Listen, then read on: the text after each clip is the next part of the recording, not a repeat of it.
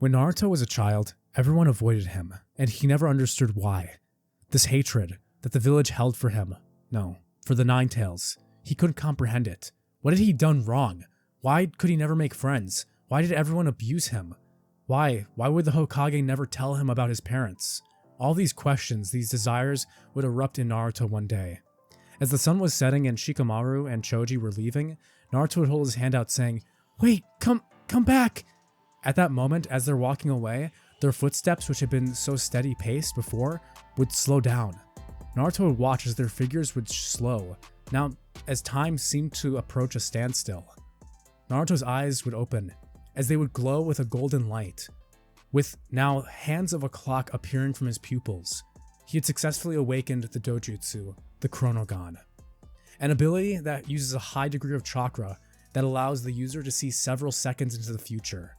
With enhanced perception, Naruto with his ability is going to be growing into this story. What if Naruto had a time dojutsu? Bro, that was sick. That was sick. I like the way you started that. Thank you. Yeah. So as you guys can tell, yeah. I'm here joined with my boy Xehther. Thanks for coming. I've always appreciated you on the channel. You're just a great guy to talk with. You know the story, you know your stuff. Absolutely. But yeah, like you guys just heard, we're going to be making a video where Naruto has an insane time dojutsu. This dude's abilities are going to range from like looking into the future, looking into the past a little bit, which like doesn't really matter if you can only look like 3 seconds into the past. I mean, I guess you could relive kissing a girl, you know, a couple of times. Not that I've ever kissing Sasuke. not that I've ever wanted to do that, but you know, all I'm saying is this dude's gonna have some busted abilities, and the things that we came up with for this video, y'all are not ready, bro. Y'all are not ready, bro. Explain how the dojutsu works, bro. Come on now. So, as I was talking about a little bit, he's going to have a dojutsu that has dominion over time. So, how does this work?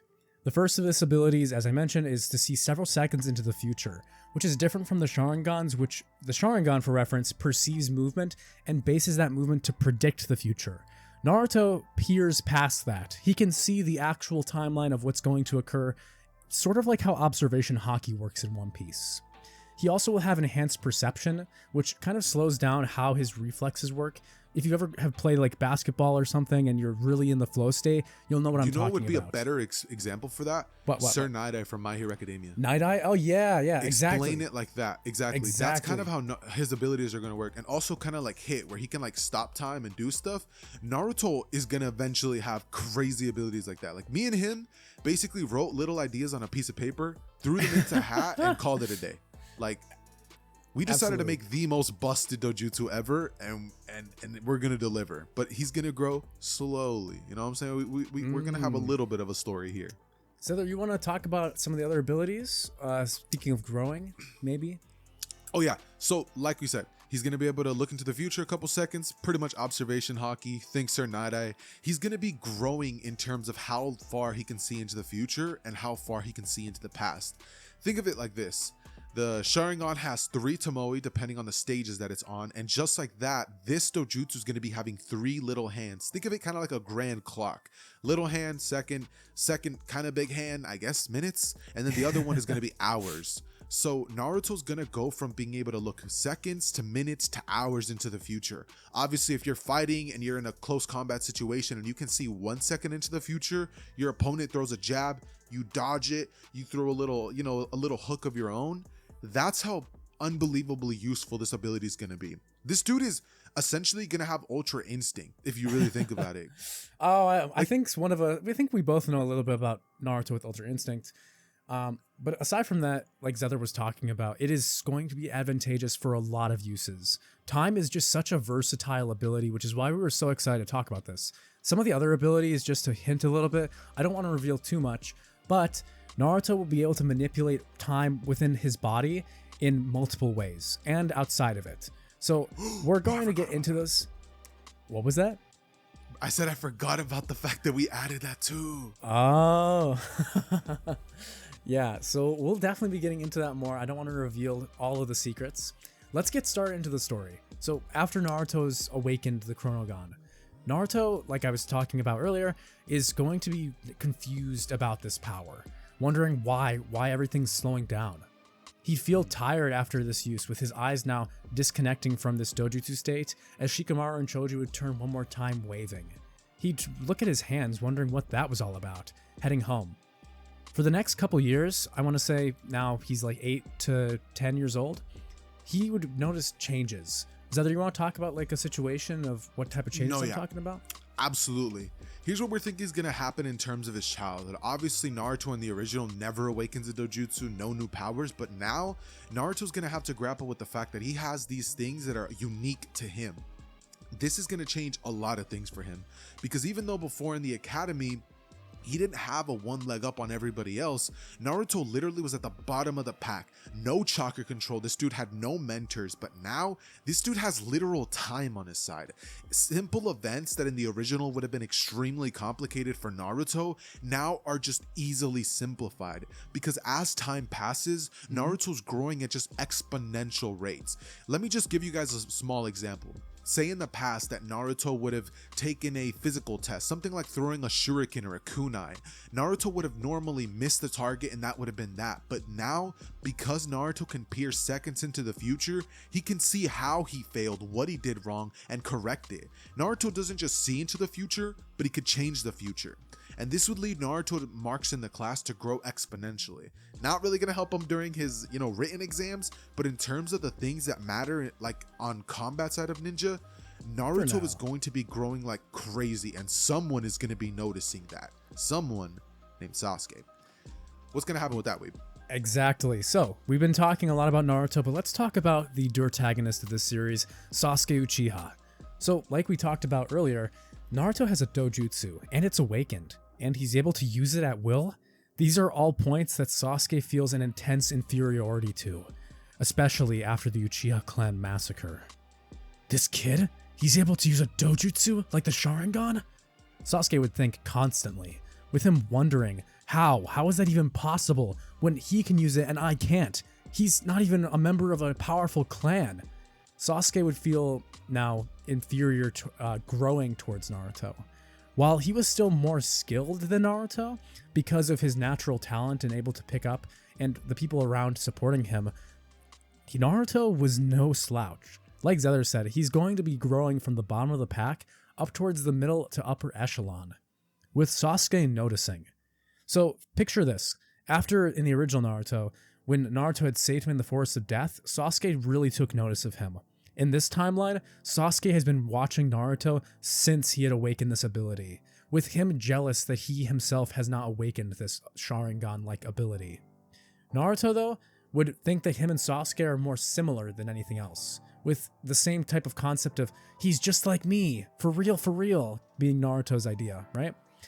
But let's get into the exam, with graduation closely approaching and Naruto having to make a clone jutsu. What do we think his chakra control is going to look like now that he's had this dojutsu for almost 4 years and has been able to use it with his chakra even being manipulated by the Nine Tails?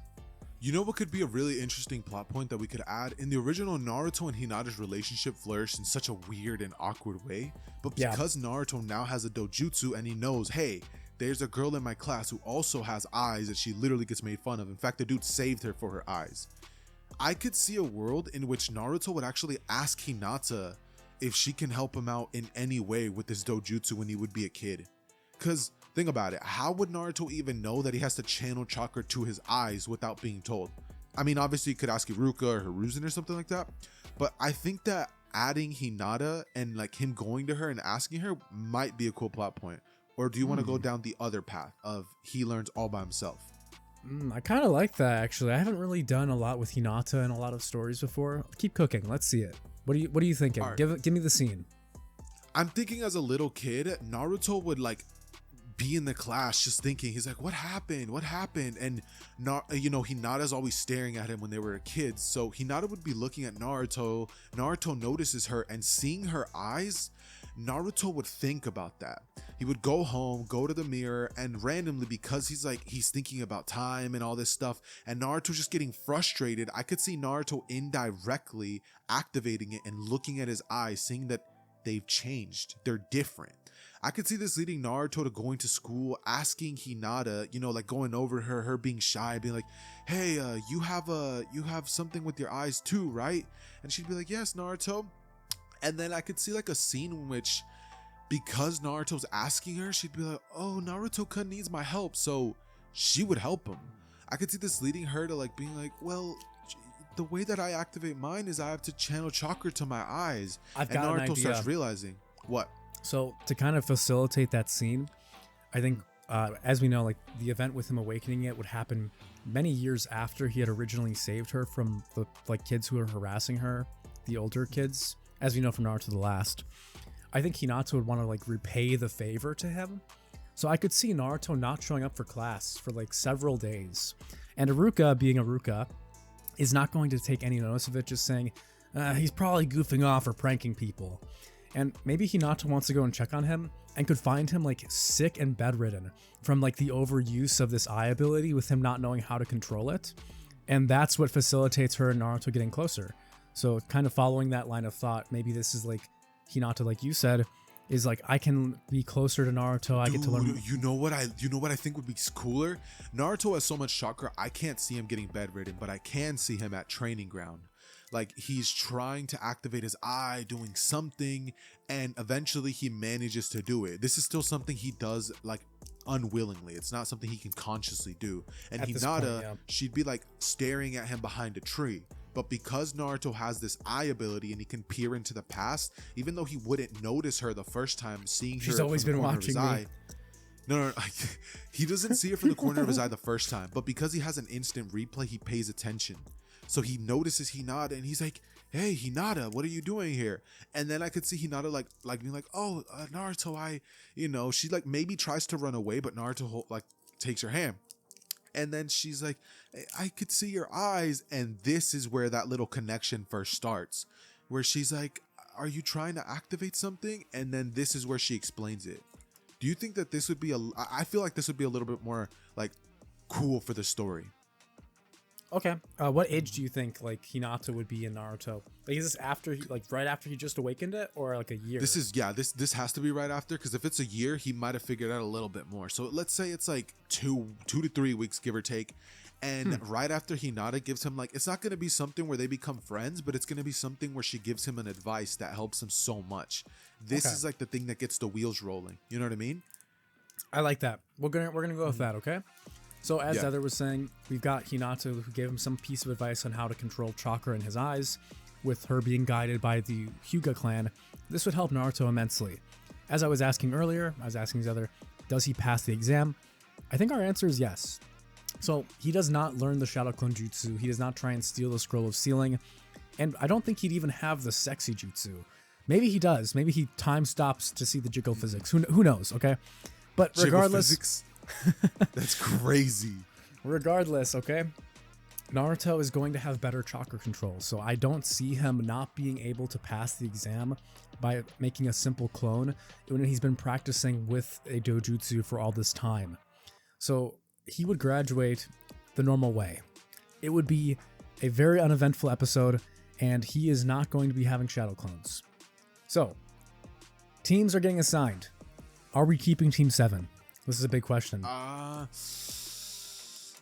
Yeah, let's do it. Yeah. I mean, what are we gonna do? Add Hinata to the team? At that point, that's just a whole different dynamic. You know what I mean? Like, we have to start thinking about everything again. So, in terms of the story, at this point, Naruto's clearly gotten a lot stronger. I can see him being one of the top of the class, and not to mention, now Naruto has more popularity, and it's becoming increasingly obvious that he's one of the top heavy hitters in the class. This ultimately leads to the Team 7 being formed for the same reason. Sasuke because he's a new Uchiha, Naruto because he's the son of Minato, and Sakura for diversity, I guess. She's just that one character there. No. You know what I mean? Oh. But, with that being the case, the team still ends up meeting Kakashi. Naruto can't peer into the future much, but I could see a little scene happening where Naruto like kind of peers like 10 seconds to the future, hoping a sensei's finally getting there, and he like just never walks in the door. He just keeps seeing an empty hallway. Eventually though, Kakashi would end up arriving. We have the introductions. I can see Sasuke's and Sakura's being the same, but Naruto's might change. And the change might be something about his goals. Do you have any ideas for that? Because right now, I'm honestly kind of blanking. Okay, so first off, I just want to inject a funny scene. I could see Naruto doing the constant look around. He's like, is he coming now? And he opens his eyes. Nothing.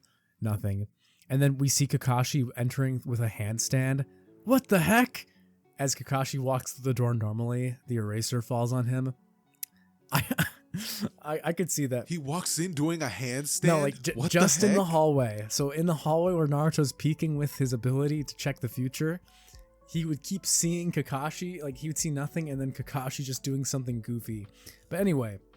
Okay, I get it. And he's like, this guy was doing a handstand for what? Why? Okay, I get it. Some comedy thrown anyway, in there. Fair enough. To the goals, okay? Sasuke would be the edgelord himself as normal. He'd be like, I must get stronger to kill a certain person. A certain someone. I'm an Avenger. Sakura would be gooning, as she does. And then there's Naruto. So I think Naruto's goal would be a little different. I think he would have realized by now, that what he really values might not necessarily be being the Hokage. Instead, he wants to be respected and have, strong bonds and friendships. So I could see him saying... The thing with that is he's started to gain the respect of others already because of his rise in popularity and strength. So that completely alters it. I think maybe he'd look up at Kakashi and he'd just say, I want happiness. I just want to be happy. And in order to have that, I have to be strong. I've seen people who don't have power and what it's taken away from them. And he just looks over at Sasuke. Dude, this guy wants strength. He wants strength because he's understood that strength directly correlates to how people treat him. So Naruto just wants to get stronger. Because at that point, he's seen, before he had this ability, he was treated like garbage. He couldn't do anything. And his rank within the academy, how the other students treat him, everything went up after he started trying to become powerful. So I could see him kind of resonating with Sasuke. I don't think he'd recognize Sasuke as much as a rival. I think he'd really try and think him and Sasuke, this guy, he gets me. And Sasuke's like, I hate you. Unspoken hate. Yeah. Okay. The bell test. How does the bell test go down? Because I don't see Naruto being in a position where we can cover some arc where he just instantly takes the bells, because that's just not who Naruto is. No, yet. He's not necessarily stronger or faster as much as he is. He has insight. So when Kakashi, I think Naruto would try running at Kakashi and he'd look into the future and see him getting 1,000 year of death, and he'd just slide to a stop, a look of horror spreading on his face as he just turns and runs off into the forest saying, hell no. Bro, that'd be insane. Imagine Naruto's fighting Kakashi. He sees that. He's just like, what? The dude dodges. Kakashi's like, how did he know? That'd be freaking funny. Yeah. Okay. Fair enough. Naruto's not getting captured then because of the fact that he has insight. He can see into the future and see his demise pretty much. You know what I mean? Yeah. Demise of his anal. Naruto's. Keep going. Sakura, would Sakura get captured? Because in the original, she got Sasuke got sucked into the ground by the headhunter jutsu. Yep. Sakura got knocked unconscious, and Naruto got tangled up by his leg. Yeah. So in this version of events, they're not getting the bells. Naruto's not strong enough yet or fast enough to beat Kakashi. No, but I could see I think Team 7 still passes. They will pass, but I think some more interesting scenes we talked about is with when Kakashi leaves the bell on the ground, Naruto could check himself. He'll is this real? And he'd lean down to grab it, and then he could see him flying up into the air, and he'd be like, okay. So I could see him getting the bell and then being caught in another trap or something. He picks it up without getting his foot caught, and then Kakashi shows up and just takes it back. So something to humble him and for them all to be defeated, I agree, is necessary.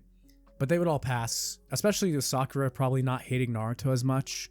I mean, she'd still be annoying, but if he's really a decent student and he's kind of good and she can't bully him because, social society, I could see her being like, well, I guess since Sasuke considers him a strong rival, I guess I can beat him. I don't know. What do you think? Yeah. Okay, fair enough. I think, at the end of the day, they passed the bell test, so that doesn't really matter. And now we just get into like that whole 2-week section of D rank missions. Bro, Naruto would be a goat at time, catching cats. Oh my gosh. This man would know exactly where they are. He could see where they're going. He can check the past as they're walking. He is the goat of E rank missions, my guy. Like, this man would make bank off of catching old ladies' cats. And like, if that's all he could do, he'd literally be set for life. it's kind of like that scene in Solo Leveling where you have Jinnu as a miner. Like, we have the Hokage's office. Like, this boy, he has a gift. He's a cat hunter. We just see like. Nah, cat hunter is wild, but yeah. I could see something like that happening. Anyways, now we get to the actual first like fight that Naruto's gonna get into, which is the Land of the Waves, specifically the Demon Brother encounter. What's gonna happen there? So, as they're talking about, we're in the Land of Waves now. The Demon Brothers will be after Tazuna, and it's up to Team 7 and Kakashi to stop them and make sure that the bridge is built. With Naruto watching everything, he'd be playing the role of a sensory type ninja. While Kakashi's taking the front as the vanguard, Naruto would take the back, with him peering every few seconds into the future, where his chakra is essentially enough to continuously do this. Naruto would eventually see the after images of these ninja appearing and attacking them when he just says out loud, "Everybody get ready." Kakashi wouldn't doubt this. Sasuke would turn saying, "Huh?" And at that moment, the two would strike, with one of them turning as they cut Sasuke's hand. He'd leap back, grabbing his hand, as Naruto would move forward, with him easily dodging the strikes of the knives that the two ninjas were throwing at him. He'd be seeing it like as if though their moves were clearly written out on a page. Naruto would move in, pulling his fist up as he uppercuts the left brother, now sending him flying into a bush. Kakashi would take out the other one, with Sasuke now being the, well, damsel in distress, I could say. I could see Sakura going over me like, "Oh, Sasuke, you cut your hand." And Sasuke would be like, "Don't touch me. Like, I do not consent. I'm a minor. I'm a minor." What do you think? Dude, Sasuke seeing that would be like, "How the heck did you see them coming, Naruto? I couldn't even sense them." And then Naruto, like, he tries to get out of the conversation. Like, he weasels his way out of it. And Sasuke's just thinking, like, how does he always know? Yeah.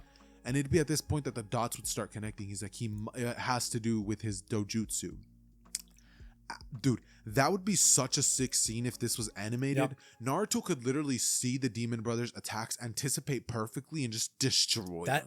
That's how busted it is. It would be awesome. I agree. Yeah, literally. Anyways, let's move on. Now we're going to get into... Dude, the Land of the Waves battle between Kakashi and Zabuza would be insane. Because don't you remember what we had talked about previously? Yeah. When Kakashi and Zabuza are fighting, and Zabuza ends up trapping Kakashi in the water prison, I could see it playing out like this. Naruto's in his head just thinking, "Wow, Kakashi's impressive." And as they're fighting, Naruto gets like he's watching with his dojutsu because he wants to keep up with the battle, obviously. Got the chrono gun on. And in the midst of that, he sees Zabuza trap Kakashi, to which he yells, "Kakashi, watch out! He's gonna use the water prison jutsu." Zabuza's eyes will just go wide, and he's like, how the heck did he? Kakashi counters and punches Zabuza, and then, you know, Kakashi, understanding that he would have lost right there, would get serious, defeating Pulling up the Zabuza, Sharingan? which means... Making Kakashi and Sasuke have more tension. Dude, like, as this is all happening, Sasuke's literally looking at Naruto, seeing his eyes, and he's like, "I knew it. His pupils, it's like a clock." And then he sees Kakashi's freaking Sharingan activate out of nowhere, and he's like, "He has a Sharingan? Does just everybody have a dojutsu but It's me?" a dojutsu bargain sale. Kind of like Vegeta. He was like, "It's a Super Saiyan bargain sale." Yeah, it'd be literally just like that. After this happens, and they go to Tazuna's house, what happens there? Because in my head, I don't think Naruto would retaliate to Inari, being like, "Oh, you know, we're gonna win, yada yada." Like, I just don't see that happening. So I could see like Inari is kind of still like this brat, right? But Naruto really wouldn't care. He can part of having this ability too is, I think Naruto is more like aloof as a character. Like, aside from his goal of him just becoming a more powerful person to maintain his happiness, like, he's a chill guy. Like, he's not going to mind, like, this kid. He's gonna get annoyed and say, "Hey, if you want us to save your town, you better shut it." Like, and then I could see him going outside and saying, "I'm off to train." So maybe with Kakashi down for the count, we have like this spat between Sasuke, Sakura, and Naruto. I could see Sasuke wanting to go after that masked guy who saved that one Shinobi with the sword, and Naruto would tell him, no, it's not worth it. Like, if we go after them, we will die. Like, he could tell Sasuke, like, I saw it. They were both holding back. If Kakashi wasn't with us, they would have taken all of us out in a moment. Like, I could see him basically kind of taking the role of team leader while Kakashi's down, and Sasuke, like, resisting it. When Kakashi wakes up, he'd have noticed, like, Sasuke and Naruto were in an argument, with Naruto still training out in the woods. He'd send Sakura to go find him, where he'd begin to instruct them on the tree training exercise. And again, this time, I think Naruto might have the best chakra control. He might be the fastest at picking this up. What do you think? I think even yeah, low key, because he has enough chakra control to now controls Dojutsu. Naruto's chakra control is easily on Sakura's level. I think if anything, they master it at the same time. Yeah, like it'd be like Naruto and Sakura. Oh, so Sasuke thinks he's like incapable. He's the weakest. Oh, that's good. I like that. Okay.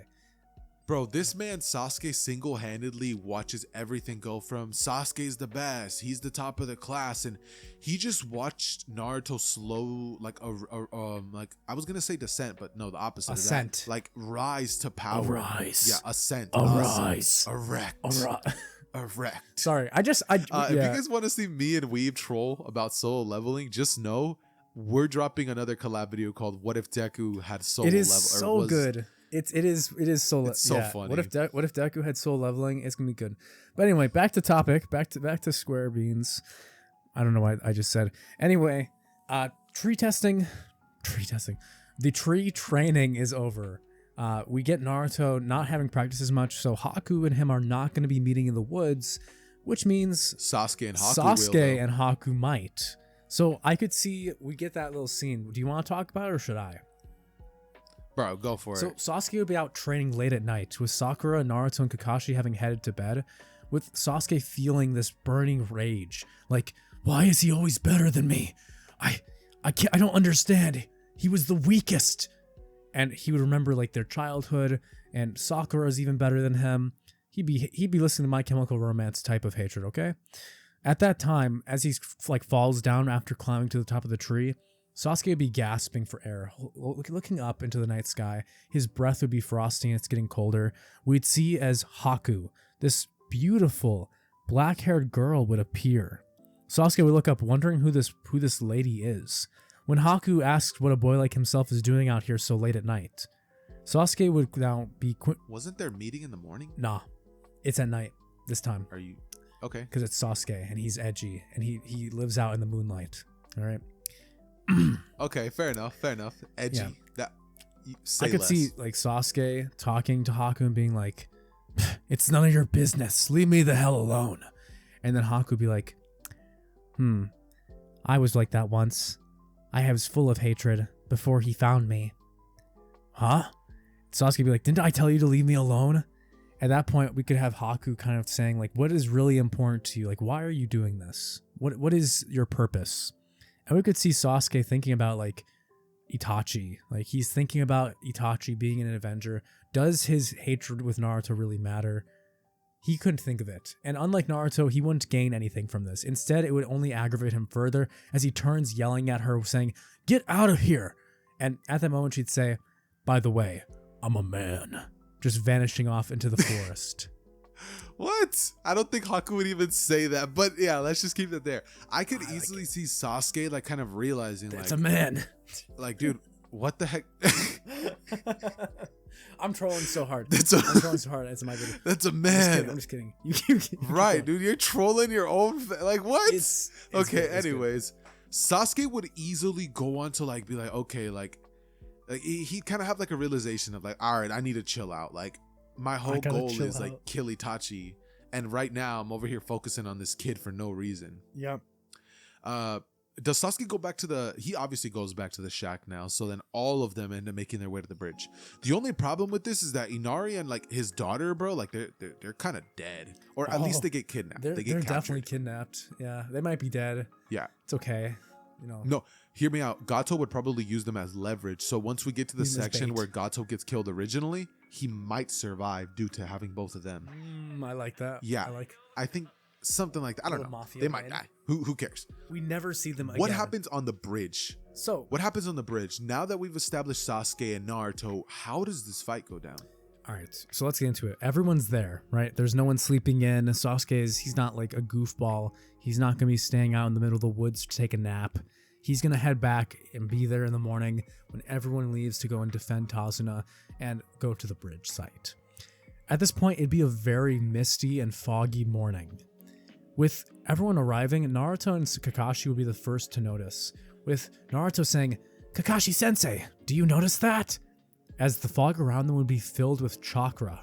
This was not natural. Kakashi would nod, saying this is clearly generated from some sort of jutsu, telling everyone to be clear and on their guard. At that time, Tazuna would be protected by Sasuke instead of Sakura, with Kakashi saying, "Sasuke, guard Tazuna." Dude, I just thought of something. Hear me out. Let me cook for a second. The battle would begin. Zabuza and Haku would both appear in front of Kakashi as he would say, "Naruto, Sasuke, protect the bridge builder. I'll take down Zabuza." Yeah. And from here, you could pretty much just see Naruto and Sasuke turning towards the direction of Zabuza, both giving him death stares, and then turning towards Haku, who Haku, he knows his job. This would lead Haku to trying to take out Tazuna quickly. Yeah. And I can easily see Naruto predicting this because of his Seeing the dojutsu Senbon. and blocking the attack. Yeah. In this moment, Sasuke, feeling inferior to Naruto, would say, "I'm not gonna let you one-up me this time." So he starts getting into a 1v1 fight against Haku, and as they're fighting, Naruto would literally be saying, "Watch your left, he's gonna throw a kick. All right, watch out."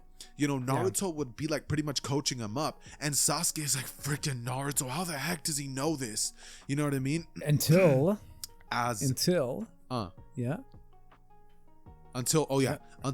he pretty much can't dodge, because Haku would start to actually take it seriously, be like, "Okay, this kid clearly can predict me."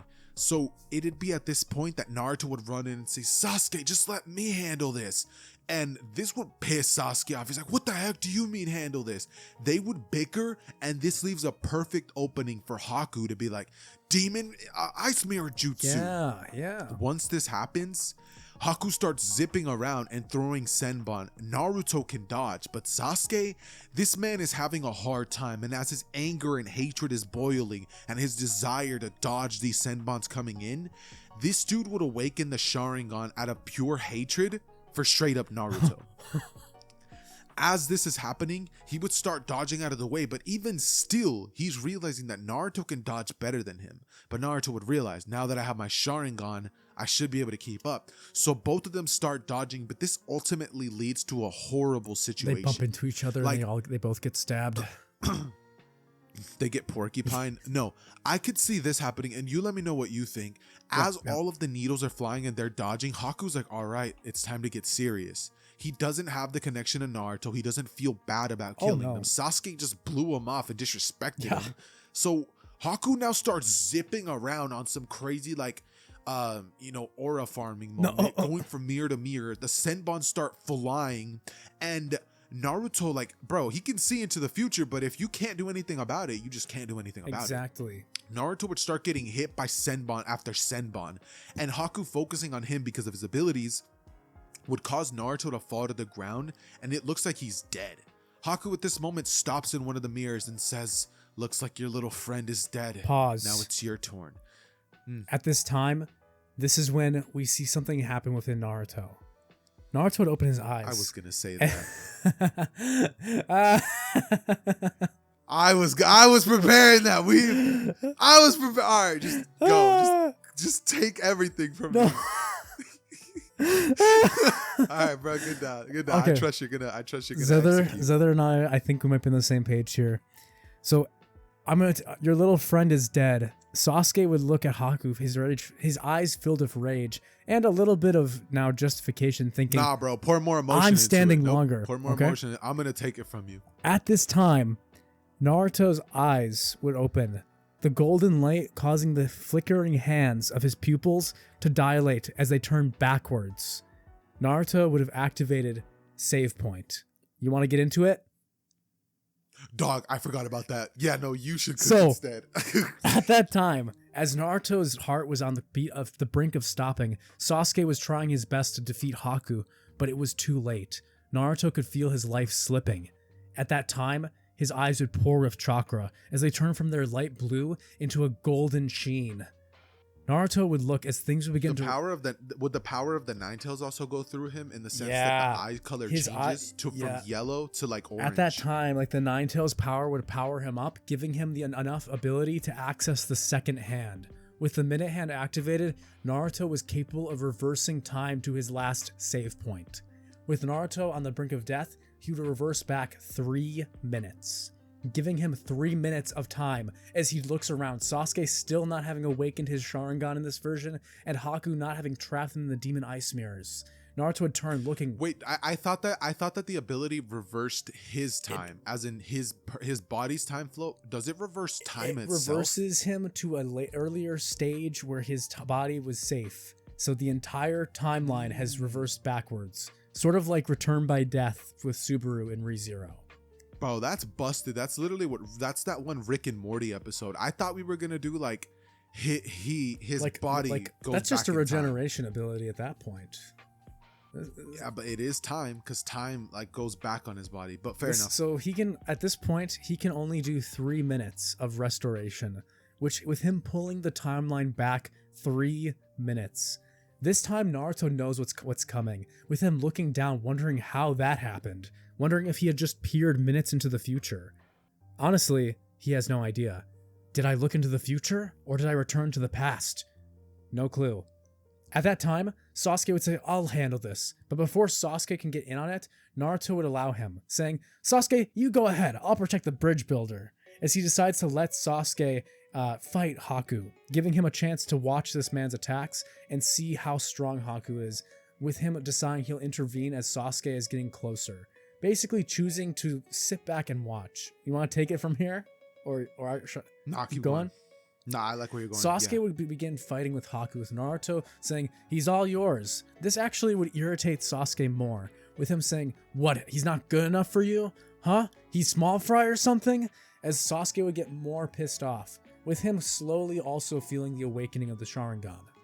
Of course, this time, Sasuke would be put into a corner. Without Naruto there helping with coaching him and blocking, Naruto would wait for the time to activate, as Haku would be slowly getting more irritated with the bickering between them. Haku would say you should focus on the fight, as he'd activate the Demon Ice Mirror Jutsu. At this exact moment, Naruto would turn to Sakura saying, it's time, I gotta head in there, you protect Tasuno, okay? At that moment, Sakura would be confused, saying, huh? With her being Sakura. Naruto would turn, running into the Demon Ice Mirror Jutsu, as he then crashes into the mirror. As it's being formed, the mirror would shatter, with him telling Sasuke, let's take this guy on together. Sasuke would say, what? You said I could have him. Why are you changing your tone now? Naruto would smirk, saying, I've seen this jutsu before. If we work together, we can take him out easily. He instructs Sasuke on the plan, telling Sasuke in a hushed tone, saying, when I give the signal, use your fireball jutsu. Trust me. He tells Sasuke to prime it, with him making the hand seals. As Naruto would stand in front of one of the mirrors, Sema would come flying at him, as Haku would be using the alternate mirrors. Naruto would laugh as he pulls out a kunai, throwing kunai in front of the other mirrors. At that exact moment, he tells Sasuke now. With Naruto having paused time, using his ability to see into the future, he could predict which mirrors Haku was going to enter, giving him the exact location where Sasuke was supposed to direct the fireball jutsu. Using it as Haku was about to descend, even at the speed of light, he would have been predicted by Naruto's ability. Sasuke would be shocked, seeing as Naruto had actually predicted the future. With Haku getting blasted out of the jutsu, he'd go flying off into a ball of smoke. Sasuke would turn to Naruto, saying, how did you know he was going to use this jutsu, or go into that mirror? Naruto would turn, saying, just a gut feeling. He gives Sasuke a pat on the back as he runs after Haku, saying, let's take this guy out. Sasuke would grit his teeth as he'd close his eyes, opening them, his eyes flickering red. Fine. The two would then now basically double team on Haku. Picture the Nanami Itadori versus Mahito fight. We see him getting just butchered at this point. It's over. He's been caught in a fight, in a ball of flame, He's getting bullied by two awakened users of Dojutsu, and Zabuza is watching this. He's like, you can't jump my mans like that. Leave Haku alone, right? So at this point, I think is when Gato would arrive. So before Haku dies, I think we have the kidnapping incident with Inari and his mom having been kidnapped by Gato. We could have Gato coming up on the bridge saying, "All right, that's enough, boys," as he tell the Team 7 to leave his shinobi alone, saying, "I don't want my tools damaged." At this time, oh, I like that. Yeah. Oh, that's sick. Okay. Naruto would be surprised by this. With Gato not having arrived at that time in the future, or at least the present he had seen, he'd be wondering what had changed. With Naruto having apparently realized that maybe them overwhelming Haku with teamwork was making Gato feel a chance of them losing, and that's why he pulled out all these forces. At that time, we would see as Haku would watch as Zabuza is about to get shivved by a Chidori. Haku would run in front saying, "No, don't do it!"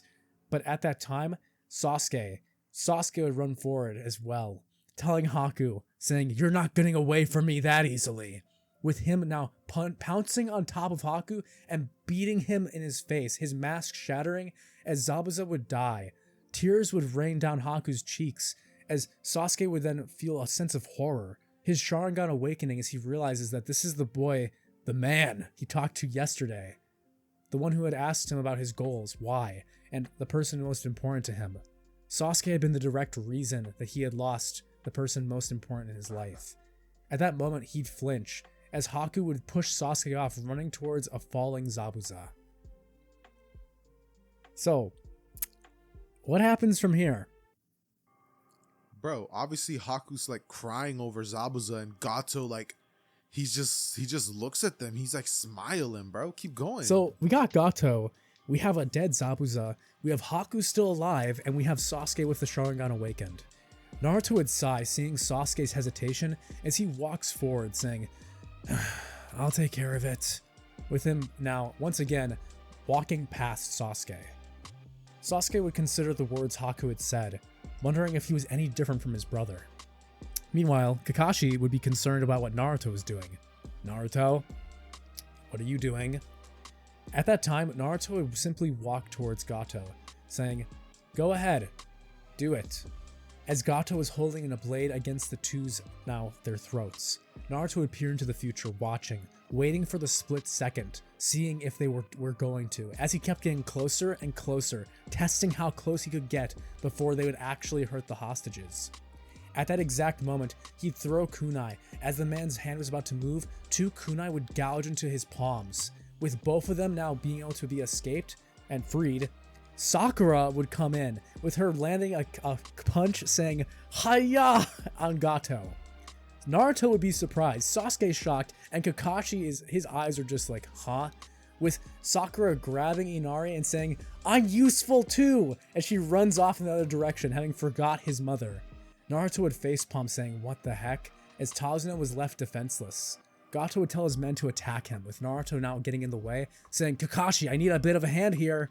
With one of their teammates having run off, Sasuke being incapacitated, it was up to Naruto and Kakashi to finish off the Mafia, with Tazuna wondering if his grandson has just been kidnapped. Point being, what ends up happening after the Land of the Waves mission is that Naruto now has a new understanding on his dojutsu. Naruto still doesn't know whether he fully traveled back in time or whether he just saw that much further into the future. But regardless, Naruto is so unbelievably grateful of how everything went down. This would essentially lead us to getting a scene in which, as the team's walking home, Sasuke finally would have figured out Naruto's abilities, and he would say, "So, your dojutsu lets you see into the future, doesn't it, Naruto?" As Naruto would try to play it cool, saying, "No, what? No, that's not." And Kakashi would say, "It does, Naruto. Your team's supposed to know what you're able to do, so I think you might as well just tell us." And then we get a scene of Naruto sort of explaining how everything went down and how he unlocked his dojutsu and how he didn't even know about this. Kakashi at this point would then go on to explain that he remembers one time when he was fighting alongside Minato, he saw his eyes change from blue to gold, and he would say, "Your father must have had it as well." As Naruto would hear this and say, "My dad?" And in this moment, Kakashi would say, yeah, as you know, Naruto being like, you know, my father, Kakashi would say, that's a story for another time, Naruto, kind of just blowing him off. Like, it doesn't matter how much Naruto would try to pry into it. Kakashi's like, he's just so nonchalant about things. He doesn't what care. A Rizzler. And so we would get the team going back to Hiruzen's office where everything would be explained, and Hiruzen would congratulate Naruto on his, you know, his abilities. At this point, Naruto would easily be held back after everybody would leave, and Hiruzen and Kakashi and Naruto would have a discussion about his dojutsu and how it works, with Hiruzen going on to explain a couple of things about the dojutsu that he knew about Minato, because Minato definitely would have told him about this ability. This will lead to Naruto explaining how far along he is with his abilities, and Hiruzen noting this would nod, telling Naruto that he's free to go. As Naruto now is just kind of sat here with the realization that everybody seems to know my parents, except for me. This is like bothering him. And ultimately, he can't really scratch this feeling in his, you know, in his mind. Eventually, though, yeah, what would happen is Kakashi would tell them about the Chunin exams, and they say yes, right? Oh, what do we think? Absolutely. They say yes, obviously. Do they still meet the Sand siblings? And if so, how does that go down? This is a question of, does Naruto know Konohamaru? And the answer is no, because he never went to the Hokage's office. So he'd see this kid with a scarf getting bullied by a guy with cat ears, and he'd be thinking, wow, that's something you don't see every day. And he'd keep walking. This time, it would be Sasuke who would step in. Well, to be fair, Konohamaru wouldn't even be getting bullied, because the only reason he did was because he was like, is that your girlfriend, Naruto? And Naruto's like, maybe. And then, you know, Sakura starts freaking running after the both of them. I mean, yeah. Konohamaru would, he is Konohamaru, but like, I'm gonna be real here. We need to give Sasuke a win, okay? Okay. Wait, is Sasuke about to have like a cool moment there or something, or what? Oh, okay, all right. I guess I'll let you have that. Before Xehther just popped my tires over here, let's keep driving. Konohamaru's getting bullied. Naruto's gonna ignore it because his philosophy in this world is, you should be stronger, kid. Like, if it's your fault, if you didn't see it coming, that's on you. Like, you just picked with the guy with the furry cat ears, okay? Like, I don't know what happened to you, man. Sasuke, on the other hand, though, would have more empathy. With him being more focused on becoming like an Avenger, he would not appreciate this bullying of the weak. When Sasuke is sitting up in the tree, he'd land, putting his arm on the Anyway, he put his hand on Kankuro's arm, basically saying, hey, that's enough. Like, aren't you a visitor from another village? I wouldn't be so comfortable attacking the third Hokage's grandson if I was you. Konohamaru would be more agitated by this than anything, with his own inferiority complex of being the Hokage's grandson now coming out. You stay out of this! I don't know who you are, but... As Sasuke would turn, his eyes would be blood red. Oh? I should stay out of it, huh? With Konohamaru apologizing quickly. Kankuro would let go, saying, huh, you're pretty strong. Naruto would laugh in the distance, with Sasuke saying, shut up! At that time, we see Gaara and Temari appear. Sakura would be close behind with Sasuke. This is when we get the challenge between Gaara and Sasuke, with Naruto not even being in this scene. The Chunin exams then would all occur as Xehther was talking about earlier. So, let's get to the day of the exam. Sound good? Yeah, go ahead and cover Sasuke getting brutally beaten to the ground. I'm getting a sense you I'm getting a I'm getting okay, sorry. Okay, Chunin exams. Go ahead and get started. Well, before we just, saw some bias there, Rock Lee is still going to be Rock Lee. So like Xehther said, we're going to have Rock Lee come in. And this time, unlike the original, where we had Naruto challenging him first, saying, if you want to get to Sasuke, you have to beat me. Naruto would think about it, wondering, could I beat this guy, as he takes a step towards Rock Lee, peering 10 seconds into the future as he finds himself laid out on the ground. Naruto would not then take a step back, gesturing his arms towards Sasuke and saying, your wish is my command. You may fight the Uchiha Prince. As he then walks off saying, let's go, Sakura. You know what would be interesting? is if we got a scene where where Sasuke pretty much is challenged by Rock Lee because he's still the rookie of the year, mind you. That's the only reason that happened. And then Sasuke pretty much ends up saying, and so what if I am? Da, da, da, da, da. Rock Lee challenges him to a fight. And at this point, Sasuke would say sure, because, you know, he just kind of wants to prove his strength. This leads to them making their way towards where they fought in the original. And Naruto, seeing that Sasuke is gonna like get beat up, would like almost try to tell him not to, you know, like, Sasuke, you shouldn't. And Sasuke would say, shut up, I don't need you or your dojutsu, so stay out of it. And then bro gets beat up. I told you so. Later. And Naruto's just like, literally, I told you so. And Sasuke's just like, shut up, Naruto. Rock Lee from here goes on to turn to Naruto and say, would you like to fight? And then I don't want that smoke. Says, I'm good. Yeah. I want none of that. Yeah. I think that at this point, do you think Naruto would be fast enough to like keep definitely up with Lee? Could. Until Lee uses the gates. Yeah. Stage 1. I think Naruto's trying to keep his hand a little hidden here because he knows the Chunin exams are going to be tough, especially after he got a look at that weird guy with the black eyeliner earlier. He felt chills just from looking at him. What was his name again?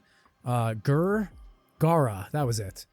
Anyway, as Sasuke had gotten his ass soundly beat and handed to him, Naruto would tell them, come on, we have enough goofing around. My guy's about to get here, the master of this guy, and we do not want to run into him because he is super obnoxious. Huh? Who's Lee? Did you just use that jutsu against that poor student of my best buddy Kakashi? Oh god. Naruto would sigh saying, no, it's fine. Lee, 10,000 push-ups around the village. Sasuke would be wondering what type of circus routine this is, as Guy and Lee would be doing handstands walking towards the Chunin exam's entrance. Let's get into the actual room now, where everyone's waiting for the exam to begin. Naruto would be keeping it cool, nonchalant, aura farming practically, instead of the original where he became a target. In this version, we would find, what's his face? Medical ninja, Kabuto, that was it. Yes, what's his face? Kabuto himself would appear, with him now giving exposition on the power levels of, these are all the ninja who you should be looking out for. Naruto would say nothing as he's watching Shikamaru, noticing to see who Shikamaru is watching. I think Naruto at this point is kind of trying to scope out the competition. Since he has so much insight, he can kind of predict what most of their strengths are as he faces them, so Kabuto doesn't really interest him as much as he would have in the original.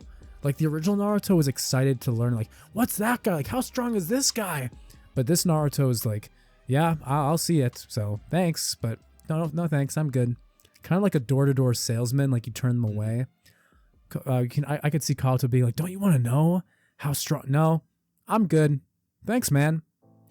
But anyway, the actual exam would start. So, bro, skip the yapping, bro. They fight. They take the test. Naruto still passes. They make their way to the forest of death. Sasuke and Naruto bicker over who should be the captain. But ultimately, Naruto would make an incredible point saying, why should we listen to someone? Why should we listen to you when I could lead us? I can see into the future, Sasuke. As, you know, Sasuke at this point would be like, he makes a good point. And Sakura, like, she even hears it. She's like, he's right. At this point, there's kind of like a pause where Naruto and Sasuke both look at each other. And Sasuke says, yeah, well, don't lead us into the ground. As they make their way into the forest of death, and inside of there, they're both searching for scrolls. They find the first team that they end up encountering, and Naruto, just off of using his dojutsu alone, knows that they don't have the scroll they're looking for. Just peering 10 seconds into the future. Skip them. As this happens, Naruto would say, there's no point for us to fight. You guys have that scroll, right? We do too. Both teams nod and just, you know, run away, as it'd be in this moment that Naruto would have chills going down his spine. Naruto can see that someone's coming. He doesn't know who, he just felt an ominous presence.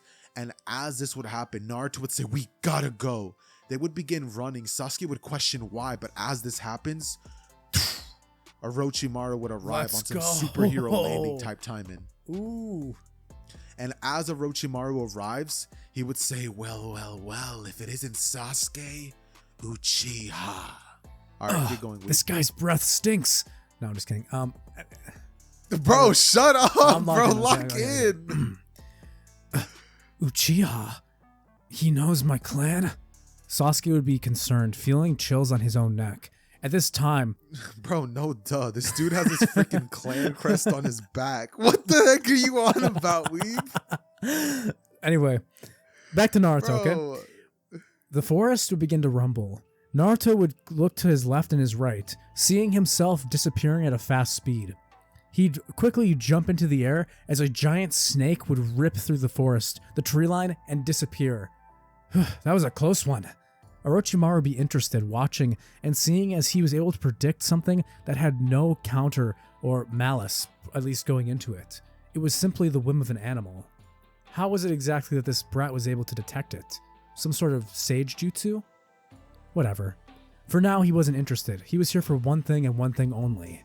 The body of the brother of Itachi Uchiha, the one who got away. Anyway, Orochimaru, his bloodlust would cause Naruto, Sasuke, and Sakura to freeze up. Even Naruto, with his ability to perceive the future, could not see a world in which he was able to beat this foe. Sasuke would be the first one to move here, with Naruto shaking as Sasuke would take the knife and stab it into his hand, kind of mimicking the original Naruto who had promised his Nindo to never run away. We get the fight, okay? Sasuke is going to run at Orochimaru full speed, and Naruto would look into the future saying, "No, Sasuke, he's gonna..." But as he's watching, the future would change. Orochimaru, who would have initially just one-shot Sasuke, would have missed him, as Sasuke's Tomoe Sharingan had evolved to a 2 Tomoe, with Sasuke's movement splitting into 2 paths. Naruto could see 2 versions of events, one where Sasuke was instantly one-shot, and one where he was able to rebound off of a tree and re-counter-attack against this foe. Sakura would scream out saying, "Sasuke!" with Naruto now leaping into the fray, saying, "I'll help you!" Sasuke would turn 2 Tomoes in his eyes. He says, "Stay out of it!" He'd throw a wire, wrapping it around Orochimaru and tugging him off of the tree line as he goes swinging into the forest. Naruto would grit his teeth saying, "Hey, we could take this together!" This is when we get like a kind of a counter of the original scene that I discussed with Haku and Sasuke, where Sasuke smirks and says, "I thought I can handle it." At this time, Naruto would be annoyed as Sasuke would be kind of, I'm not gonna lie, he'd be doing some work, okay? We see the original fight where Sasuke is jumping from tree to tree, using smart tactics with his fireball jutsu and the cord ninja wire and kunai he used to wrap up Orochimaru. Naruto, because of his ability, is more pessimistic, with him not seeing any way they can win this, and that is limiting him. Sasuke is trying with all of his might to win, while Naruto is trying not to lose. There is a difference. I could see Orochimaru like attacking Naruto at this point where he's frozen, with Naruto then taking a step back. Nah, I think what happens instead of that is because Sasuke is doing so well and Orochimaru's like letting him. He's gauging how powerful Sasuke is, and that's the reason he was doing so well. And so as Sasuke's doing better and better and lands a blow on Orochimaru, Orochimaru would smile and get serious. I think that he could probably even shoot a fireball at him, causing his mask to start to slowly start like ripping. You know what I mean? Yeah, so the main point of this is what I'm saying is I want Naruto to begin to see Sasuke as more of a rival. So we're playing it the other way around. So instead of Naruto coming in with the Nine Tails chakra, he would have been able to avoid the attack, and he thinks Sasuke is far weaker. Sasuke, who is trying to prove himself at this point, awakens the 2 Tomoe, which now puts him and Naruto theoretically at the same point in their Dojutsu evolution. So, Sasuke is going to be fighting Orochimaru with everything he has, as we've been discussing, and Naruto is going to have essentially given up, with him being more averse to fighting foes he knows he can't beat. This is something we've seen before, when like during the Land of Waves, when he's taken on weaker opponents because he knows he can win, due to his ability to see through the future. Sasuke is going to challenge Orochimaru, while Naruto is going to think how they can get out of here, trying to win the event. So while Naruto is a smarter fighter, arguably, Sasuke is going for, I guess, the indecisive win. But as we all know, that is not happening. Sad. What's up, Xehther? What's happening?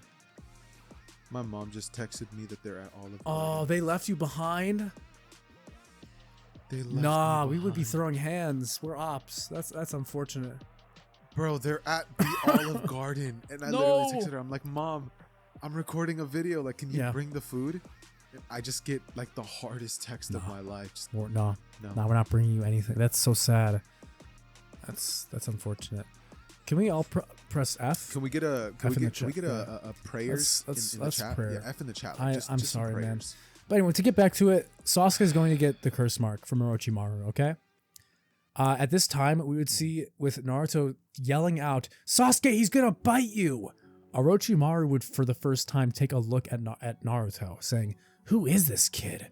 As he sees Naruto's eyes, we would have that flashback to when Minato, the fourth Hokage, had been asking Jiraiya about this dojutsu. With Minato having his dojutsu leaked to Orochimaru by Jiraiya, Orochimaru would know that this kid is the brat that the Nine Tails was sealed inside of. So, he would connect the dots that this is the fourth Hokage's son. Do you think that Orochimaru is going to leave now, or is he going to seal the Nine Tails on Naruto even tighter? Bro. Which could mess up his dojutsu. What would happen right here? What could happen right here? I don't think it would mess up his dojutsu. What I think would happen in this moment is that we would get a scene in which all these things are connecting in Orochimaru's mind as he's giving Sasuke a Hiki. Nice. And he would turn towards Naruto and he would just get the most maniacal smile, like on some Hisoka type timing. He would stare at Naruto as, Sasuke's falling on the ground. This dude's unconscious. And Sasuke's scared. I mean, Naruto's scared because he's like, he knows he can't beat this guy. And every future he looks at, he doesn't think he can even dodge, even if he can see the future. So as this happens, Orochimaru would blitz in front of Naruto and say, "It's nice to meet you, son of the fourth." As he would pretty much go on to like hit Naruto and send him crashing into a tree as Naruto's shaking. Like, as you said, Naruto's gift is a curse because this is making him so much more scared. Because he knows how strong he is. Yes, exactly. As he's staring at Orochimaru, he's like borderline about to pee himself. And Orochimaru says, "Don't worry, I'm not going to kill you. At least not yet. As he would then go on to pretty much like look at Naruto, smile, and the last thing we would see is Naruto getting bit as Orochimaru's head comes flying at him full speed, and Naruto gets bit on the neck. Ooh. As this happens, Naruto's body would slip down onto the tree as he begins sliding down, being unconscious. But simultaneously, as the curse mark begin to appear, it would start to dissipate, and Orochimaru would think, "What the heck?" Or just like, "What the hell?" That sounds a lot cooler. As the mark disappears, getting burned off completely. And Orochimaru would watch as Naruto's eyes, like they changed. The reason Naruto's now going to be able to fight against Orochimaru is the because Nine of the Tails. influence of the Nine Let's Tails. go. So all his reasons gone. Naruto would get up. His eyes are now orange with orange because there's not red, because it's not just the Nine Tails, but it's yellow and red. So Naruto's eyes are just like different color, and this man is moving on a different type of timing. Naruto, because see he's a lot stronger than Naruto. Naruto would have a tail. The crimson Easily clock with the one tail would be crazy. If his eyes were like a dark red and he still had like the black time of the hands, that would look so cool with the red one tail. Low-key, a crimson instead of orange. Yeah, you're right. It'd be like a red clock. Bro, that's so much cooler. Let's go with that. There's a slit in the eye. Yeah, a red clock. Yes. Naruto stares at Orochimaru, and Orochimaru's like, "What the heck is..." As Naruto blitzes him. And Orochimaru would be like, "How the heck did he..." As he got gut punched by Naruto, who sent him crashing into a tree. Ooh. Orochimaru looking up and just getting excited. Like, he's like, "That's right. He has the Nine Tails." Naruto rushes in, claws ready to rip him to shreds. Just nothing but pure hatred and anger overwhelming him. As Naruto rushing in towards Orochimaru would think like, "Okay, now I can beat him." But it'd be at this moment that we know, I mean, Naruto is exponentially powerful in this moment. He is like, he's on some like Kage level fighting right now. But unfortunately, Orochimaru is still strong. Yeah. The influence of the Nine Tails is doing a bad thing, because in the sense that it's giving him power, now Naruto's like mind is flowing in a different way where he's not smart enough to use the ability of the time in tandem with his new strength. It's like a give and take. I like this. This is great. Now, Naruto losing himself would be taken out by Orochimaru, who has just so much combat experience. Plus, there's just the fact that he can keep up with this Naruto. We've seen Orochimaru take on a four-tailed Naruto without arms.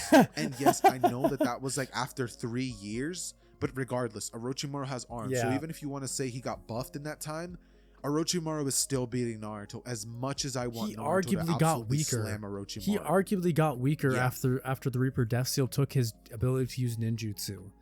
So literally. Yeah. I think it's clear that he would take Naruto here and seal the Nine Tails, with us reaching this like a similar position to in canon.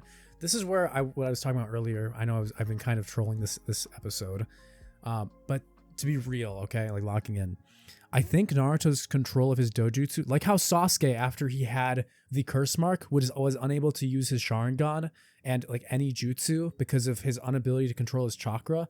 Naruto, with the Nine Tails, who had been present for his entire life, who he had adapted to the Nine Tails chakra being inside of him and messing with him, his chakra control is now off because the Nine Tails has been sealed tighter. So his ability to control his dojutsu will be thrown off in the later fight during like that tournament section. It'd be due to the fact that, I mean, this man was used to a different kind of hindrance, and now the new hindrance is the curse mark, which he doesn't have. Because like I was saying, Orochimaru one-shots Naruto. Yeah. He just takes him out, and Sakura's watching this going, like, she's not even looking at Naruto. In fact, she'd be on Sasuke, be like, Sasuke, are you okay? Meanwhile, Naruto's borderline getting killed. This dude is unconscious, and Orochimaru holds him by his throat, smiling, licking his lips, as 5 flames would appear on each finger, and he would say, 5-pronged seal. He would tighten the seal on Naruto, and once again bite down on Naruto's neck, as the curse mark would once again appear. And Naruto would fall onto the ground, finally slump, not being able to do a thing about it, as Sakura would just be left there. Like, she can't carry both of them at the same time. So does he have the curse mark? So, like, yeah, he has the curse mark. So which curse mark does he get? Because if Sasuke has the heavens, which one are you giving Naruto then? I didn't even know that there was a different kind. Yeah, bro. I think something that was discussed was that there's different types of curse seals, kind of in tandem with. Let's just give him the same one. That way we don't have to like overcomplicate. It's all the same. It's just it's just the pattern. It's how the pattern looks. That's all.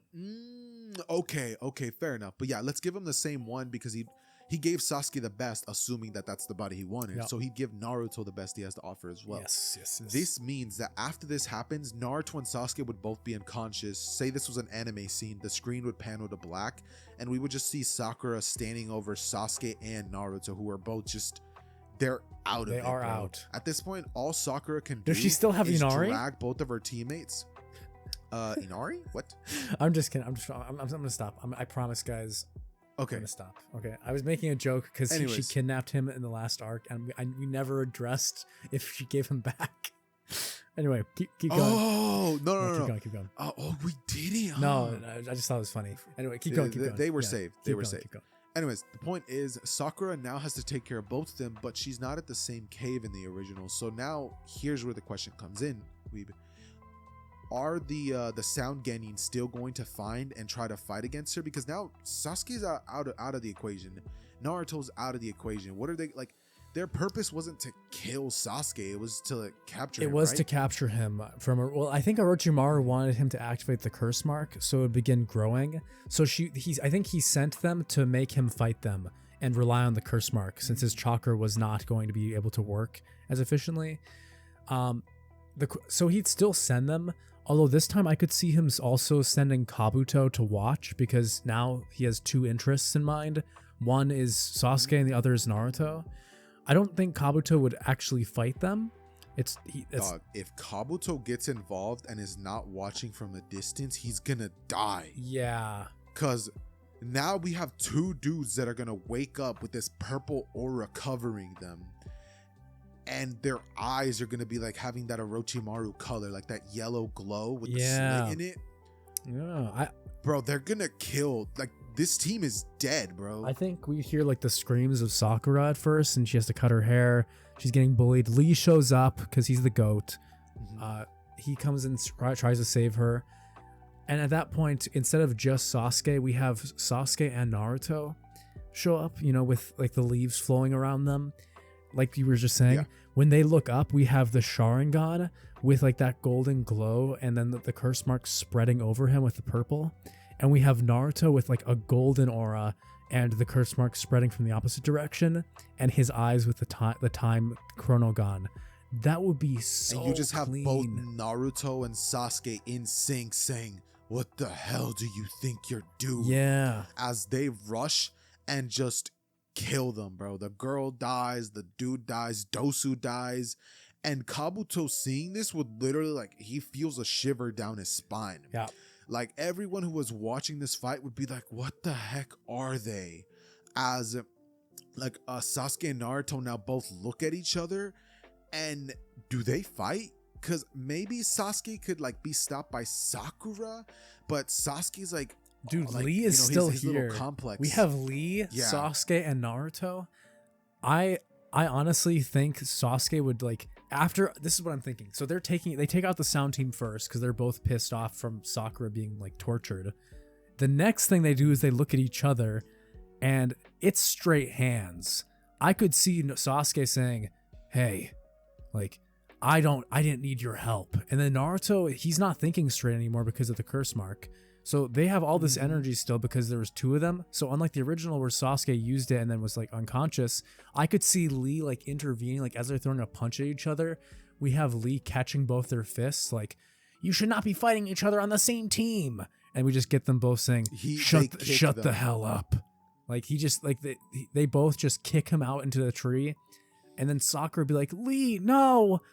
And at that point, Bro really tried to pull an Urza. yeah, at that point, you're so real for that. Exactly.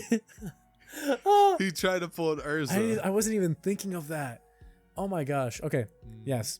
So Sakura would be like tending to Lee, like, "Lee, no. Sasuke, Naruto, what the hell are you doing?"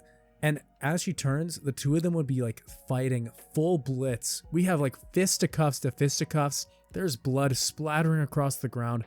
Naruto's teeth comes out. It heals from Ninetales chakra. It's insane. Naruto would eventually notice something as him and Sasuke are still like fighting each other, with Sasuke throwing a punch and Naruto not dodging. As he gets hit, he says, damn it, Sasuke, don't you notice we're being watched?" At this point, Naruto would be the one to first gain control, with him realizing that he's not angry anymore. His chakra now leaving his body, as Sasuke would turn, saying, "Huh?" At that moment, his curse seal would also begin to dissipate as they both fall over. Naruto, because he didn't use as much chakra, would be the first one to wake up, since he has more chakra reserves than Sasuke, with him telling Sakura that he noticed someone watching them when they'd been fighting earlier. Sasuke would be carried by Naruto, Lee would be carried by Sakura, and they'd begin moving towards the center of the Forest of Death. The entire group now moves toward the Forest of Death. With Lee having been separated from Neji and Tenten in the original, we have Sakura, Sasuke, and Naruto. With Sasuke waking up and realizing he's laying on Naruto's back, he'd start freaking out, saying, Get away from me! Like, I am not going to be carried by this dork." Naruto would turn saying, "Hey, I was trying to... damn it, Sasuke. And you were the one who started the fight first earlier. I'm going to tell Kakashi Sensei as soon as we're out of this mess, you hear?" Sasuke would say, "Tattletale," as the two keep arguing. This is when Naruto would notice something strange. Naruto would try to peer into the future. As he opens his eyes, he'd hear a ching, almost like a sound inside of his head. His eyes wouldn't activate. His chakra wasn't listening to him. Something strange was going on. Sasuke even noticed it too, saying after that first fight that they had against those three losers, his Sharingan was not behaving normally. Naruto would look at his neck as he touches the place where Orochimaru had given him a hickey. Looking to Sasuke, "That guy did something to us. I'm not sure what, but my chakra, it feels weird." The two of them would report to Kakashi, with him telling them to do their best within the next tournament part of the exam, with Naruto being placed with Kiba and Sasuke being placed with the Sound Ninja, who was not a part of the other team since all three of them are gone. They are 6 feet under at this point. The new ninja who's able to absorb chakra and Sasuke's fight would go the exact same. This time, Naruto versus Kiba, we are not having Naruto do the comedy thing. Although I think Naruto's fighting style would be very different. With him trying to fight Kiba, he would be like trying to fight more tactically as he's fighting Akamaru. Naruto would make the comment saying, I think it's pretty unfair that we can use our like summons or, you know, assistance in this fight, with him talking about Akamaru. At that point, he punched Akamaru with Kiba saying, hey! At that point, again, Naruto would say, well, it's not like there's Pita, as he continues beating on both of them. With them using Fang over Fang, like, honestly, I could probably take Fang over Fang in real life. Like, you know? Like, it's, like, he could just tank it. It's not that strong. You know, it's mid. Like, let's be real. Like, Xehther, do you think that if you got hit by Fang over Fang from Part 1 Kiba, you think it would even, like, do anything? You think you die? Okay.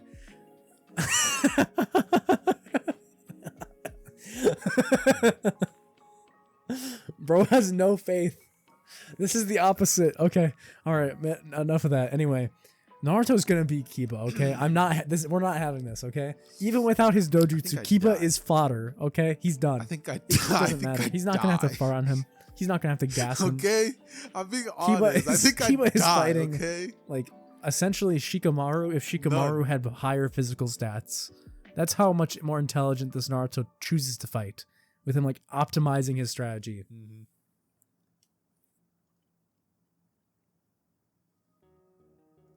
Bro's cooked. Exactly. Mm-hmm. Yeah. You know what I'm thinking about?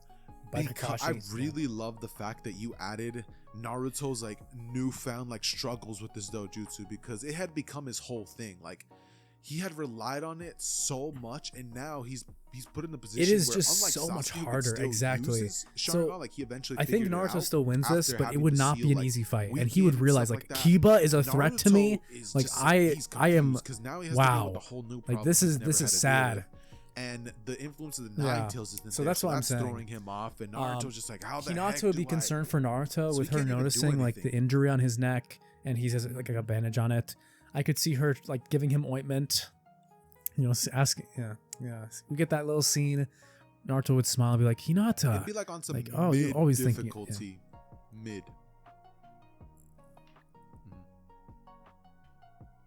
He could like, with the leg. Oh, yeah, unfortunately.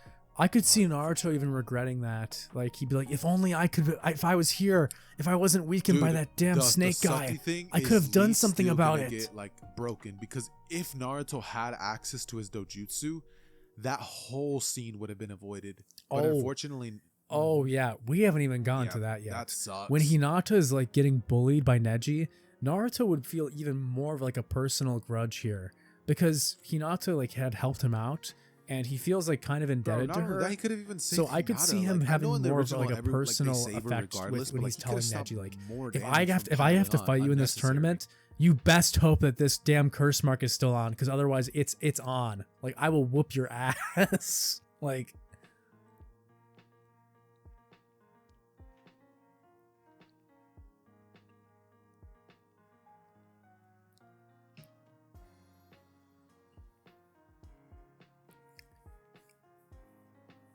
yeah. Yep. Oh. Bro, I think in this we moment, have Jiraiya. Naruto would stare at Okay. like, Neji, and like some of the power of the curse mark would start seeping through, as he would tell him, "You're dead." This is right big. this, well, Naruto he doesn't know would, that like, Jiraiya lock is in. connected He's to the like, fourth "Nah, Hokage. I I think he's don't gonna care ask how hard it is, Kakashi I'm gonna first, fix and then my he's gonna point to dojutsu ability." Jiraiya. So, and over the course of the next month, on top of learning summoning, which, you know, he is gonna learn. he from has Jiraiya, to have a chance, because Kakashi's gonna have to do the sealing thing he now did that he on knows about the Sasuke fourth, to Naruto. He knows about the fourth. He's gonna ask Jiraiya. Yep. Yeah, but he still would have. He could have talked to him during that time about it, like when they had that alone time. I think he would have tried, but because Kakashi left with Sasuke, he wouldn't have the chance. Oh. No, that happened before their fight.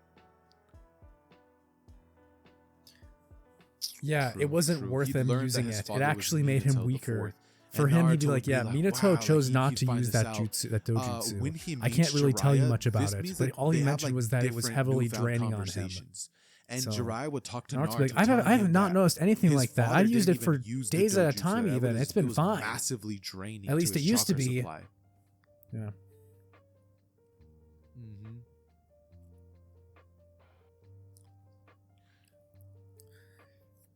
We know because in any filter, if you get his chakra, like you instantly get elite shinobi. You know, it's like, yeah.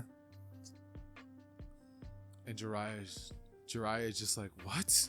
He's like shocked. He's like, he has that much chakra, and that's insane. Like Naruto has a busted pool of chakra. But the point is, literally his curse mark. But yeah. With this being the case, Naruto over the course of the 1 month training, he would go on to learn how to control his dojutsu once again with the hindrance of the curse mark, suppress it, not working on that at all. Okay, learn this is going to be cool. Okay, so at this time, like Xehther's established, that's what Naruto now both has the curse seal mark and he's able to use his dojutsu again. So Neji is going to think that this kid is fodder because he saw Kiba now doing the work on him. He'd be thinking, this guy has no way of beating me. I'm just superior to him in every way. Naruto, as they enter the field, would look up, telling Neji, do you remember what I said a month ago? I told you you'd pay for that. Ready to pay? As the timer would count down, whoopsie, all this time talk is tongue twisting, we get... Yes. Neji and Naruto would stare each other down, with Naruto closing his eyes as he takes one step towards Neji, opening them. The entire arena would gasp in awe, as Neji would be surprised that Naruto's behind him. His speed had increased. What? You mean the ninja would Naruto would turn, throwing a 2, punch at Neji, 1. but Neji with his Byakugan now activated would block it as the two get into a taijutsu battle. Neji would be shocked as even Tenten's like, what is this kid doing? Entering into a range where he can fight hand to hand? That's Neji's strongest point. Neji's awesome. Yeah. And Naruto is catching every single pinpoint. The Hyuga style is the weakest type of taijutsu to fight against this version of Naruto because they're so precise. They have to hit these chakra points. Naruto knows exactly where he's aiming. So Neji, whenever he tries to tap one of Naruto's chakra points, he just moves out of the way. And Neji isn't fast enough to where he can just blitz Naruto when he can see seconds ahead of time, knowing exactly what Neji's every move is going to be. Neji would feel overwhelmed as Naruto easily counters and even gets his own counterattacks in, blowing and hitting blows on Neji. Neji would step back, realizing he has scratches, cuts, and bruises all over him, and Naruto is completely fine.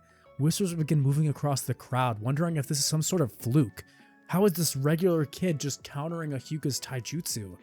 Tenten would even be shutting up, and she's like, what is... And this is when we get some Sakura glaze for Naruto. Huh. Yeah, Tenten, you thought Neji was all in a cat's bag? You've never even seen Naruto really fight. He was about half his power last time you saw him. We get some Sakura exposition. At this time, I could see Neji being like, How? How are you so strong? You weren't nothing like this last time we fought. I mean, last time I fought. Last time I saw you fight. My bad. Anyway, Neji would be... He'd be confused, okay? Let's be real. We just saw Kiba keeping up with Naruto at a mid-level difficulty before, and seemingly his taijutsu has increased by tenfold. Naruto would open his eyes finally, with him having kept them closed pretty much this entire time for extra style points. As Neji would see the golden glow of his eyes, Naruto's hands would tick. The eye pupils moving over one as he says, I just peered forward, and there's no way that I'm losing this. Neji would then use 32 trigram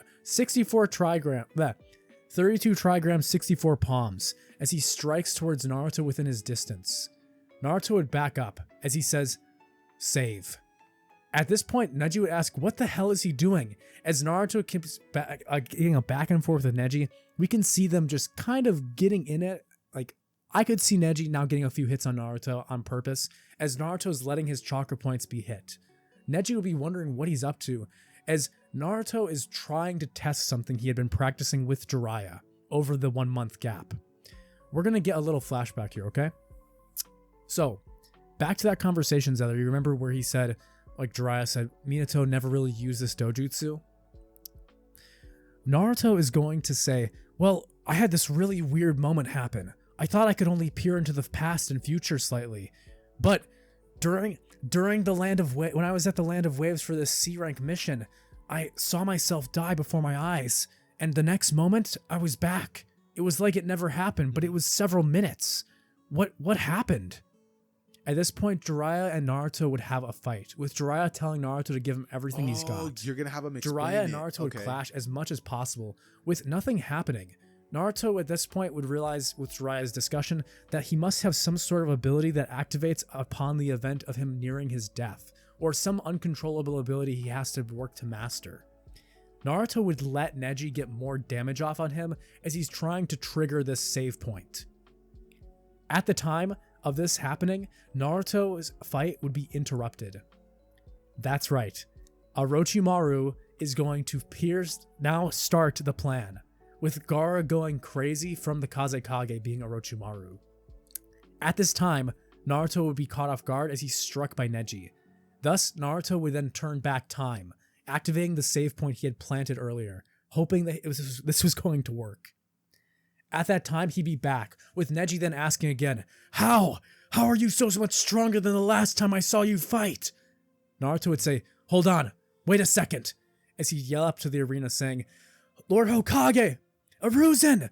It's, you got it. Keep it cooking. Yeah.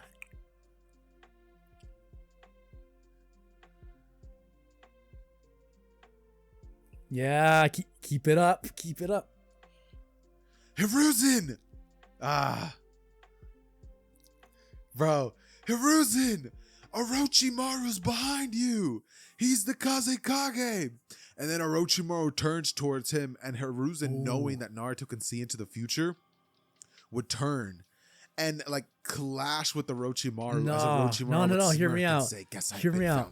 Neji is still blinded by hatred, and he's like, this is the destiny of the Hyuga clan. The future is set in stone. Naruto, who, like, their themes clash, okay?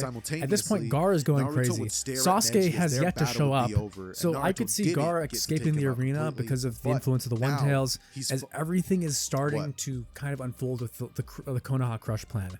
Naruto, as he's going to go after Gaara and saying, I gotta go take out these, this Shinobi strike squad, Neji would stop him. He'd be like, nah, our fight's not over yet. There's no way I'm losing to some has-been. Someone who'll never become the Hokage. You're not worthy of it. Naruto would be like, are you serious, Neji? Like, you want to keep fighting? Okay.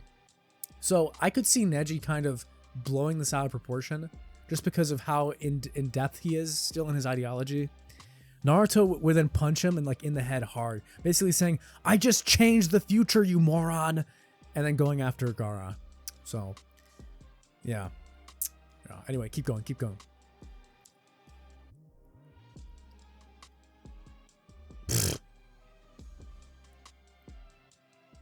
Nah.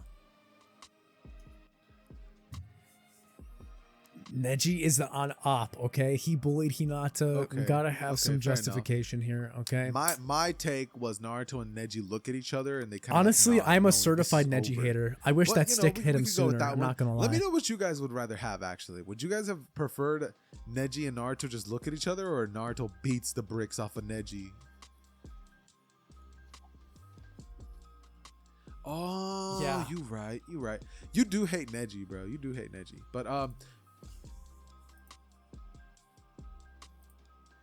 not as crazy. Anyways, Naruto. We got Nine Tails chakra happening. It's gonna, at this point, mind you, the battle between Naruto and Neji in the curse original mark ended, Naruto with the Nine after Tails that, there was chakra. more time before Sasuke arrived. So Naruto in this time would have more than enough time to defeat Gaara before Sasuke could arrive.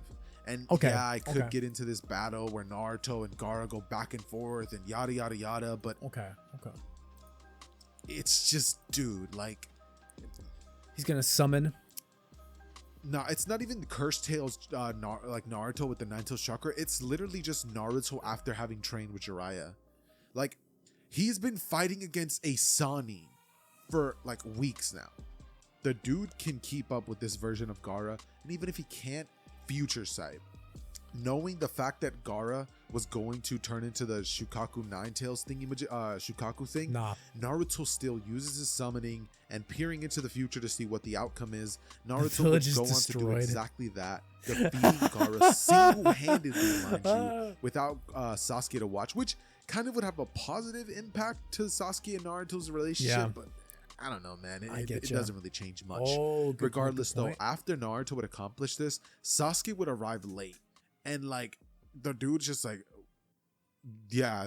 what'd I miss? Sasuke's just looking around. Might Guy like how to use like the toots, like the third gate just to keep up, you know, since now like realistically I could have probably saved this guy. And after this would take place, we'd pretty much just fast forward to the funeral. Naruto would just be thinking to himself like wow, like I can't believe everything that just went down. Naruto would even feel sad. He's like, dude, like I could have saved Hiruzen if only I knew how to control my Hiruzen's dead, but it's time to pick the next Hokage. It's Naruto. No, I'm just kidding. It's not Naruto. And he would just kind of like, of course, the elders are going to ask Jiraiya first, being a legendary Sannin, and it's going to kind of play out similarly. And I'm gonna use where things get different, though, is when Itachi comes to the village. After this happens, this Sasuke has never used the Chidori, which he learned. So we don't even know what the Chidori is as a viewer. So I'm going to have him use it here, okay? So Kakashi is also like full power. Like he wasn't fighting anyone during this. So he's completely rested up. We have Might Guy, Asuma, Kurenai, and eventually Sasuke, who is going to be entering into this fight. Sasuke would not have gone after Naruto in this time, with him not knowing that he was being hunted by the Akatsuki, for one, and second, with him basically having done nothing so far this entire arc. Like his Chunin exams arc was kind of cut short, so I want an encounter here with Itachi while Kakashi's there without Naruto. This is going to be big because Itachi is going to see Sasuke with the curse mark, and I think we're going to get Itachi and Orochimaru a little bit of beef here, okay? So at this point, Sasuke is going to use the Chidori, seeing Kakashi getting like Izanami'd by Itachi. We have Kisame commenting saying, "Hey Itachi, isn't that your kid brother?" And at that time, Guy would just like land a flying leaf hurricane, kicking Kisame away. We get now Sasuke saying, "Put my master down," saying, "Kakashi, damn it," as he runs forward using Chidori on Itachi. But it was all a genjutsu. Sasuke would be now in the same situation Kurenai was placed in, where we have Kakashi and Sasuke versus Itachi. Back to Naruto, while this is happening, Naruto and Jiraiya have found Tsunade, with Tsunade now, again, not wanting the Hokage position, challenging Naruto to a fight, with him not necessarily wanting to fight her because of her, like, dissing the Hokage, so much as the hotel encounter does... Yes, just trust me. There's a reason. I'm going to explain. Tsunade is found earlier. Why? Because Naruto can peer into the future, he is saving him and Jiraiya so much time when they're looking for her. Before the hotel encounter. So depending on the outcome. So after this training arc, okay. so far we've only had him be able to peer up to 10 seconds, right? So he's only been able to see 10-ish seconds. That limit was probably up to around 20. What is 20 seconds that 10 seconds does not? This means Naruto and Jiraiya can start conversations. Naruto can look into the future and listen to these conversations and perceive them, and then come back and say, nope, they don't know. Let's keep going. Yeah. And people would just be confused with Jiraiya following Naruto's lead. So it isn't a ton of time all at once, but over the course of days, Naruto is shaving off hours of discussion time where he would have to otherwise be talking to try and find information on Tsunade. So this is like a unique application of his ability. Itachi, for reference, Itachi and Kisame are going to run into them after they've talked to Tsunade this time. So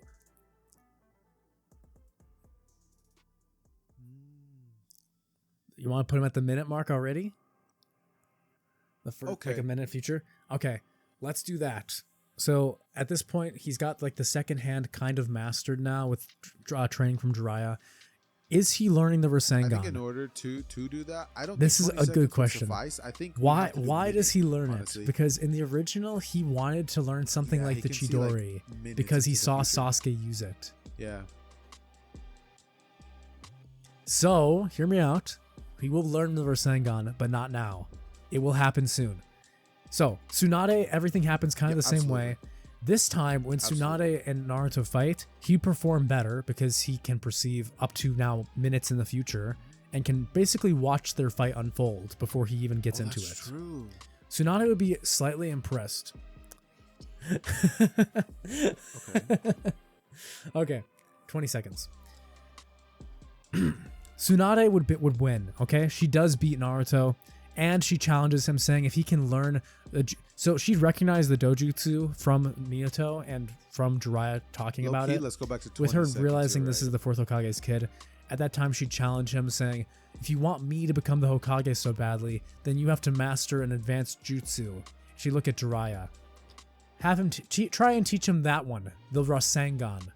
If he's able to learn it in the amount of time that I'm still drinking and I'm still here, then I'll give you guys a chance, and I might go back and hear out the elders. This is where everything's gonna come together, okay? Trust me. Sasuke and Kakashi were both taken out. No one is here to warn Naruto or Jiraiya about the Akatsuki coming for the Nine Tails. Itachi and Kisame are on the move. Orochimaru is on the move to try and get to Tsunade to heal his arms after the third Hokage's sacrifice. Okay. Everything is going to clash together. Itachi and Kisame would attack Naruto the same day as Orochimaru was planning to meet Tsunade. We have Jiraiya now not with Naruto as he's forced to fight Itachi. At the same time, Orochimaru would sense Naruto's nearby, using his curse seal, right? So we have Tsunade who's refusing, we have Naruto who's in a pickle here, and we have Jiraiya. Jiraiya is gonna try and save Naruto, right? Itachi is going to see Orochimaru in this fight. They're going to intercept, and we get a PTSD flashback of Orochimaru with him like, it's that Itachi? No, it's Itachi. Oh, and we get like the glazing of Itachi, okay? Kisame would fight Kabuto with Kabuto defending Naruto. This is how it happens. In the hotel, we get Naruto getting attacked and Kabuto saves him, with Orochimaru facing Tsunade alone. Jiraiya shows up, everyone clashes together, Kisame's fighting Kabuto, Tsunade is fighting now Orochimaru, who's fighting Jiraiya and Tsunade. Itachi is trying to take Naruto away. Naruto's using his dojutsu and trying to figure this all out. It is chaos. It is like a battle royale out here, okay? It would be visually a spectacle, okay? Naruto is going to use the fight with Itachi to save Tsunade. So as Itachi's going to use Amaterasu, like he's going to pull out his Mangekyo, Naruto would peer into the future and would move before he can take action, basically using him as a weapon to take out Kabuto. So I could see him forcing Itachi's attacks and using them against the others. So as Itachi's like using some like a fireball jutsu or things, he could direct it towards Orochimaru or towards Kabuto, kind of using him like a summon. I think it would be really interesting. And also I always like those battle royale type fights in shows, so I think it would just be interesting. Yeah.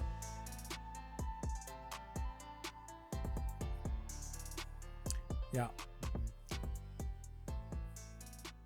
I know. Anyway, let's assume here that some things play out like the original. Itachi and Kisame pull out after the Sannin are all here, and they're like, we're not trying to catch the smoke right now. You're watching it, Jiraiya would then summon Gamabunta, Tsunade Tsunade summoning her slug monster and thanking Naruto for protecting her, with her recognizing him without him having learned the Rasengan yet. Again, he does not know what the Rasengan... He's seen it. Jiraiya's shown it to him after that event, but it's only been like a day. After the event of Orochimaru leaving, he'd tell Naruto before he leaves, "These fools can't teach you anything about that dojutsu. You should come join me, and I'll make you stronger." Jiraiya would cast a Fireball Toad Stage Jutsu, with Orochimaru slithering off into the darkness. As Shizune, Tsunade, Naruto, and Jiraiya are heading back to the Leaf Village, Jiraiya would teach Naruto the Rasengan, with him learning it and mastering it as they're returning home. This time, Naruto would come back to find Kakashi and Sasuke down for the count, with them having horrible nightmares. Tsunade would treat them. Now, I like that. Sasuke, who has had his only ever, like, his cool Chidori, his new weapon, fail against Itachi, we get the hospital fight against Naruto. So, Naruto's gonna use the Rasengan. Sasuke's gonna be like, what the heck is that? And he pull out his Chidori saying, I learned something too. Like, you're not the only one who can use chakra manipulation, Naruto. And that...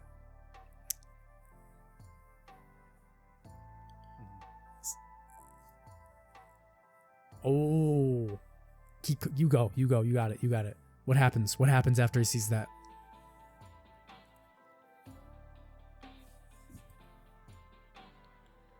You know what would be sick? If as they're about to clash, Naruto peers into the future and sees that he literally destroys Sasuke's arm. Okay, so I can see Naruto witnessing, like, he defeats Sasuke, but he did it too much. And Sasuke literally loses an arm. So Naruto would kind of like try pulling back from this. So Sasuke would kind of see that Naruto looks scared of something. So in his head, he's like, huh, he knows I'm gonna win.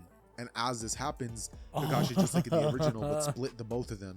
And Naruto would sigh a breath of relief knowing that was coming. Naruto knew. They'd be redirected. Sasuke thinks he knows, like, oh, he knows I'm stronger than him, yada, yada, yada. He's like having a big head.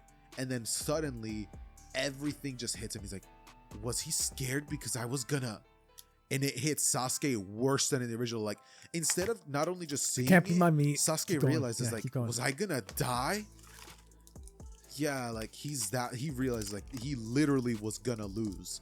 So this would pretty much just lead Sasuke to, like, being like, nah, like, I need to get stronger. Like, I'm tired of being second fiddle to Naruto. I can't beat my brother. I can't beat Naruto.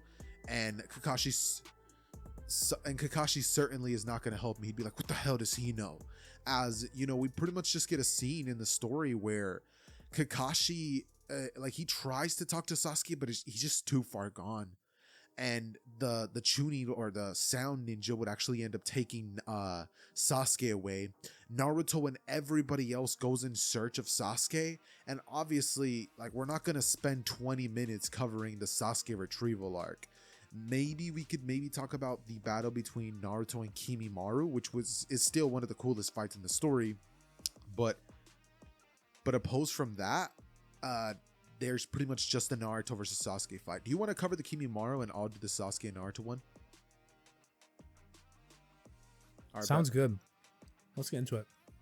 So, like Xehther was saying, Naruto is going to be fighting Kimimaro. Yeah, finish chewing.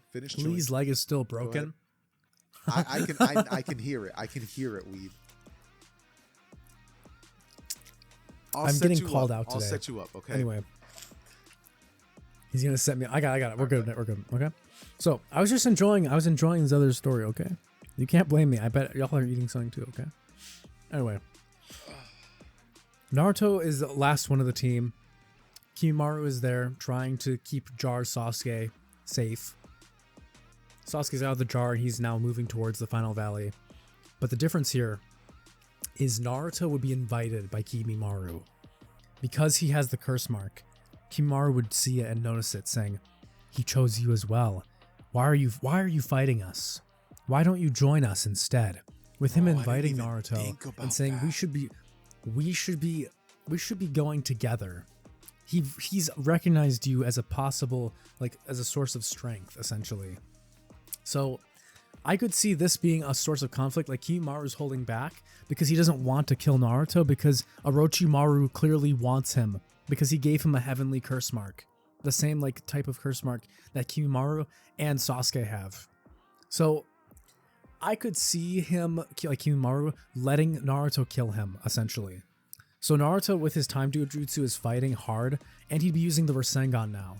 The Rasengan with this, like, his time ability from the Chronogon is so devastating because Naruto can kind of tell where it's going Naruto to be knows the effective. perfect. Like, He can literally use the has Rasengan, Tanjiro's, the thread, the opening thread. like the center, yeah, like the thread. Yes, like he can kind of tell where the most effective location to place an attack will be. So I could see Kimimaro losing bad. Like he's doing some damage. Like he'd be cutting up Naruto. Lee would arrive with his leg having fixed mostly by Tsunade, but he's still taking his medicine. Gaara would show up, and at this point, Naruto wasn't comfortable leaving Lee because he saw him getting hurt, but he'd smile suddenly saying, Lee, I'm going to go after Sasuke. You guys have got this. And Lee would be like, you guys? And then Gaara would show up. That'd be tough. I think because you could see like 20 seconds into the future. I love that. Yep. All right. After this would take place, Naruto would rush after Sasuke and say, Sasuke, wait, are you really going to abandon the village just to go after Orochimaru? Are you serious right now? Sasuke, he offered me the same thing. You don't see me going after this crazy madman? What the heck are you thinking?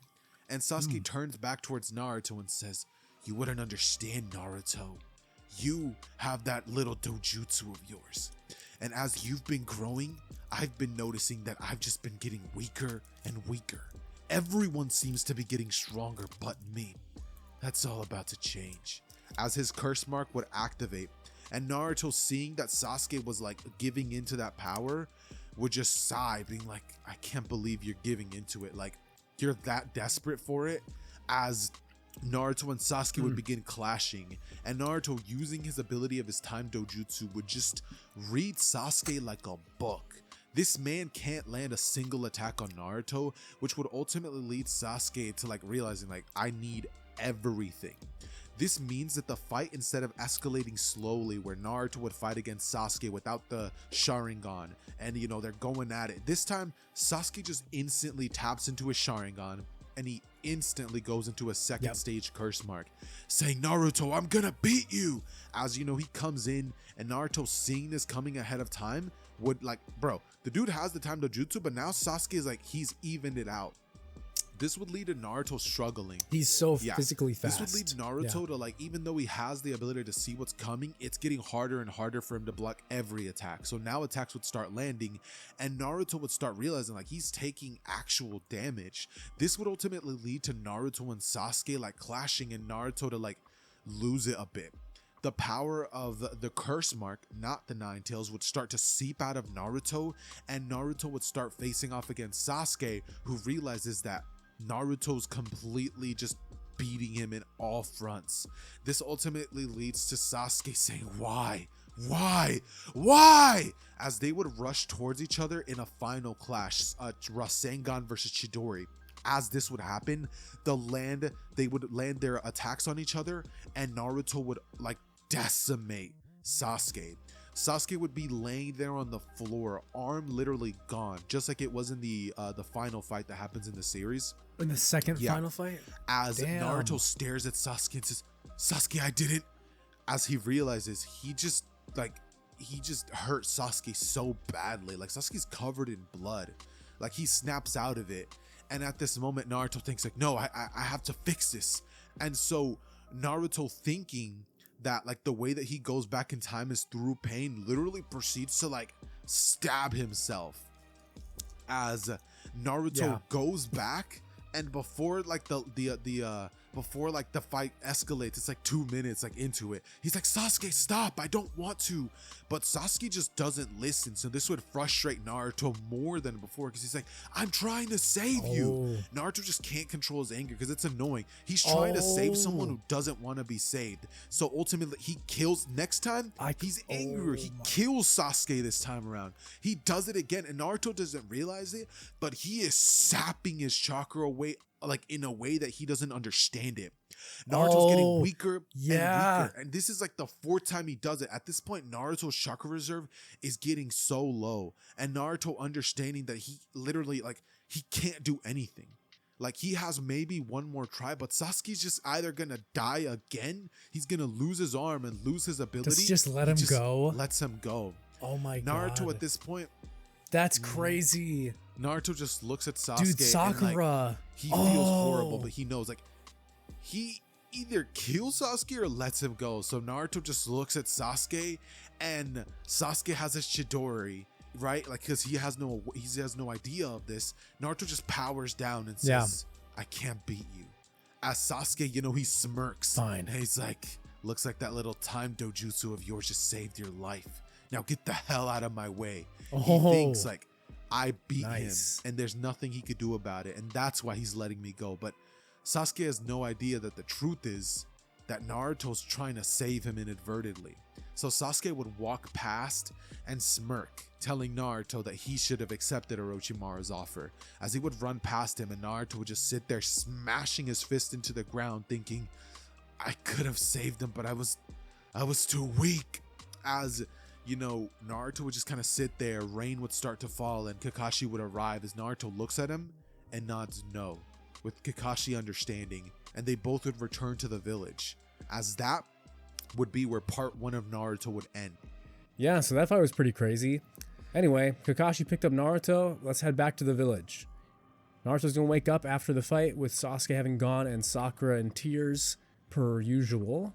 But does Naruto like coming in? Is Naruto like unconscious? Because remember when I was talking about it, I had said like Naruto practically just faked losing, so he's not unconscious. He just kind of sits there and like acts as if Sasuke he ran out of beat him. chakra. He doesn't. He ran out of chakra though. Yeah. He doesn't run out of chakra like fully, where like he's unable to do anything. The way that I saw it happening was kind of like Naruto just realized like I can't.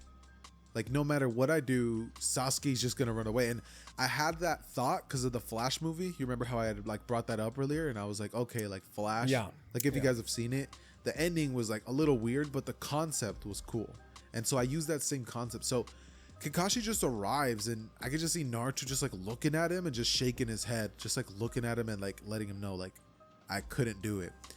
Kakashi from this point would pretty much make their way back to the village, and Naruto, after seeing the carnage of all of his friends and everything that they literally sacrificed to bring Sasuke back, would feel pissed, like just to put it lightly. But he's not mad at Sasuke, he's mad at himself. Because even with all that time manipulation, Naruto still couldn't find favorable odds for himself, and that just pushes Naruto to realize he needs to get stronger, so much stronger. So yeah, I think that's where we should like kind of end part 1 off at. What do you think? Yeah, that sounds good. So getting into part 2 now with Shippuden starting, there's a few things we need to establish. 1, does Naruto go with Jiraiya?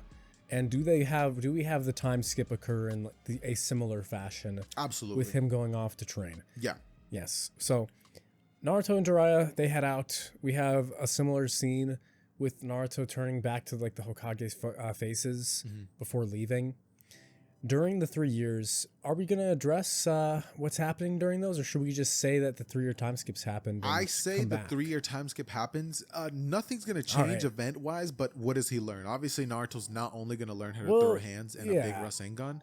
So what abilities are you wanting to get into it? We'll get into it. Let's reveal them when he uses them, okay? I'm down. What do you think? I'm down to do that. Yeah, I'm down. All right. 3 years later, Naruto and Jiraiya are returning to the village. Of course, none of the individuals would recognize them at first.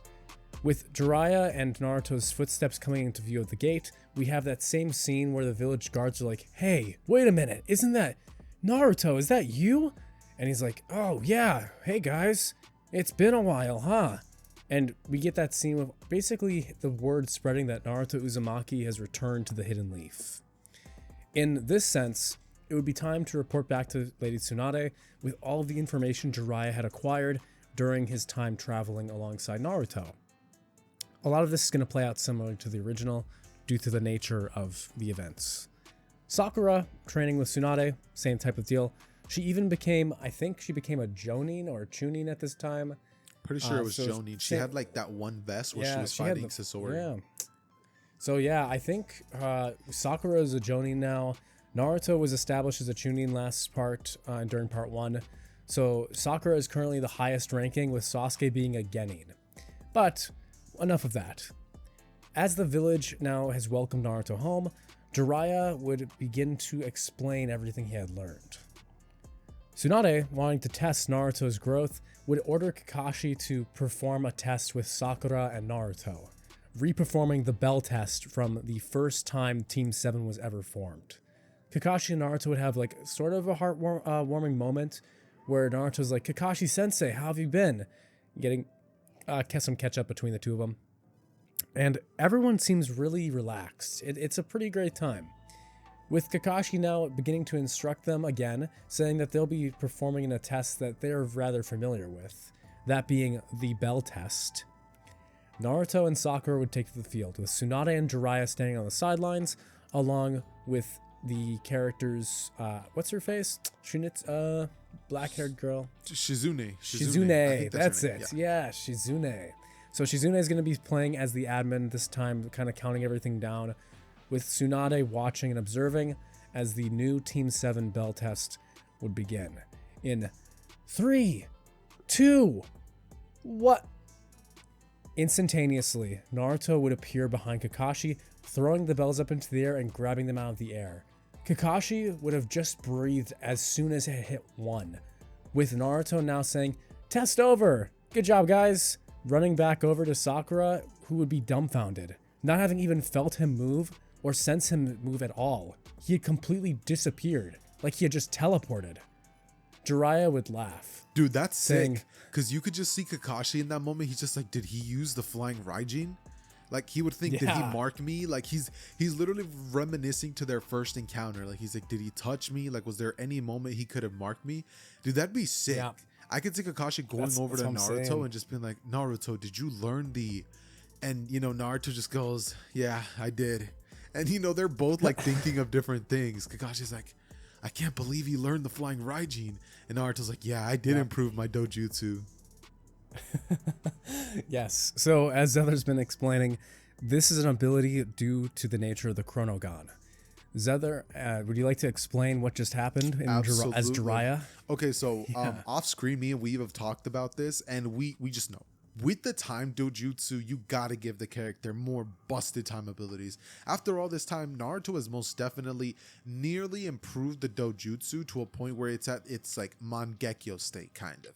It's on the brink of gaining even more crazy abilities, but for now, Naruto has the ability to time stop things along with many other that he's unlocked, which I'm gonna leave to Weep. But yeah, think hit from Dragon Ball. He's able to just stop time and move within that dimension.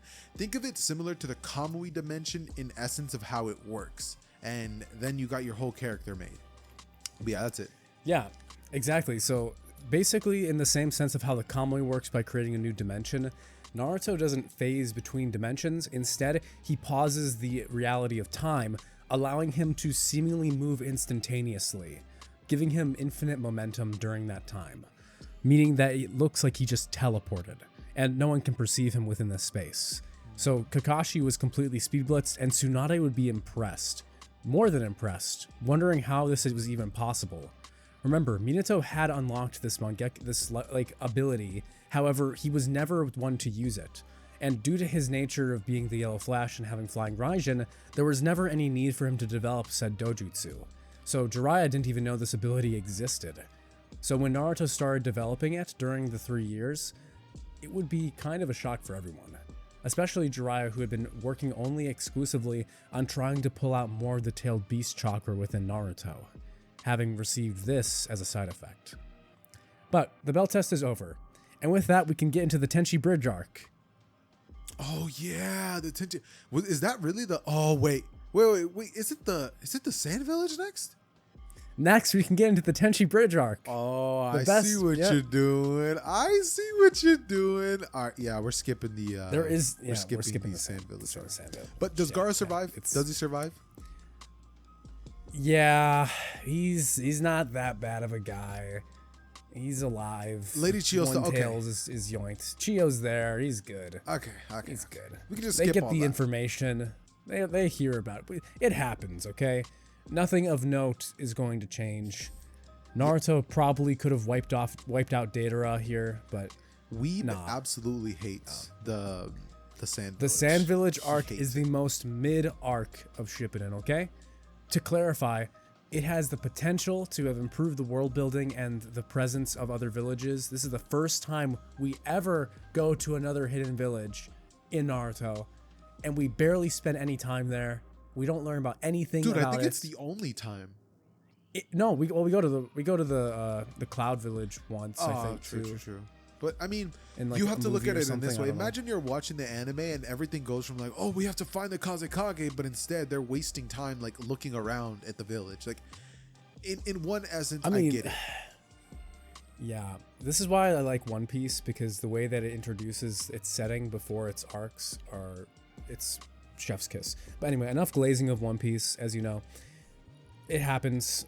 We're going to be ignoring it for the purpose here, because frankly, there's just not a lot of interesting character interactions with Naruto. So for the purpose of this What If, it's just not very important. But anyway, let's move on to the Tenchi Bridge. So everything happens. Yamato is now there instead of Kakashi, because Kakashi is Kakashi and using too much chakra. We have Yamato, Sai, Sakura, and Naruto now meeting to join as a new Team 7 and go after Sasuke, or Orochimaru specifically, based on the information from the informant of the Akatsuki member. Now, Sasori and his informant will be taking the place of Yamato. When Naruto has the interaction with Sai, where Sai's like, your balls are small, Naruto could just time stop and, well, let's just say Naruto's gonna get his get back, okay? Have you seen Okay? Click? Have you seen that movie? You remember that moment where like his boss tells him like he hasn't gotten the promotion and he just pauses time, farts in his face, punching him, slaps him like 5 times? Yeah. Sai is in for a rough time. Let's just say he gets punched in the nuts, okay? Yep. He gets 1,000 years of death by Naruto, okay? But yeah, Sai and Naruto would have an interesting banter back and forth. I think Sakura would have originally seen Sai as similar to Sasuke, kind of like the original, where we saw hints of her being interested in him. So we get to hear a little about his backstory. And the trio plus Yamato would head off towards the Grass Village, where we meet at Tenchi Bridge. This is where the real difference is going to start to play. Xehther, do you want to take it from here, or you want to take the Orochimaru fight? Low key, I do want to take that fight. Okay, so here's what I'm thinking happens. In the original, we obviously get the fight between Naruto and Orochimaru, and armless Orochimaru proceeds to absolutely keep up with Naruto. In fact, I'd wager to say that Orochimaru just completely won that fight. If this dude had hands, like arms, I think Naruto straight up might have died at that moment. But I digress. Yeah.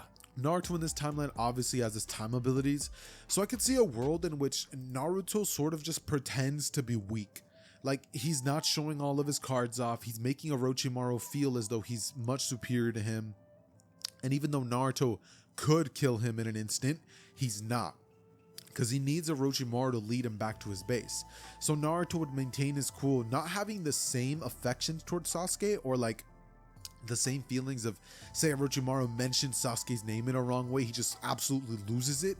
I could see Naruto keeping his cool and ultimately just following Orochimaru like they do in the original, with Orochimaru thinking that Naruto completely slacked off, that this is like a shell of what he thought he would have been at this point, and thinking that Sasuke is, generally speaking, just leagues above Naruto. At this point, I can see them all arriving at the location where they finally meet up with Sasuke after all these years. And the second that they arrive... Pause.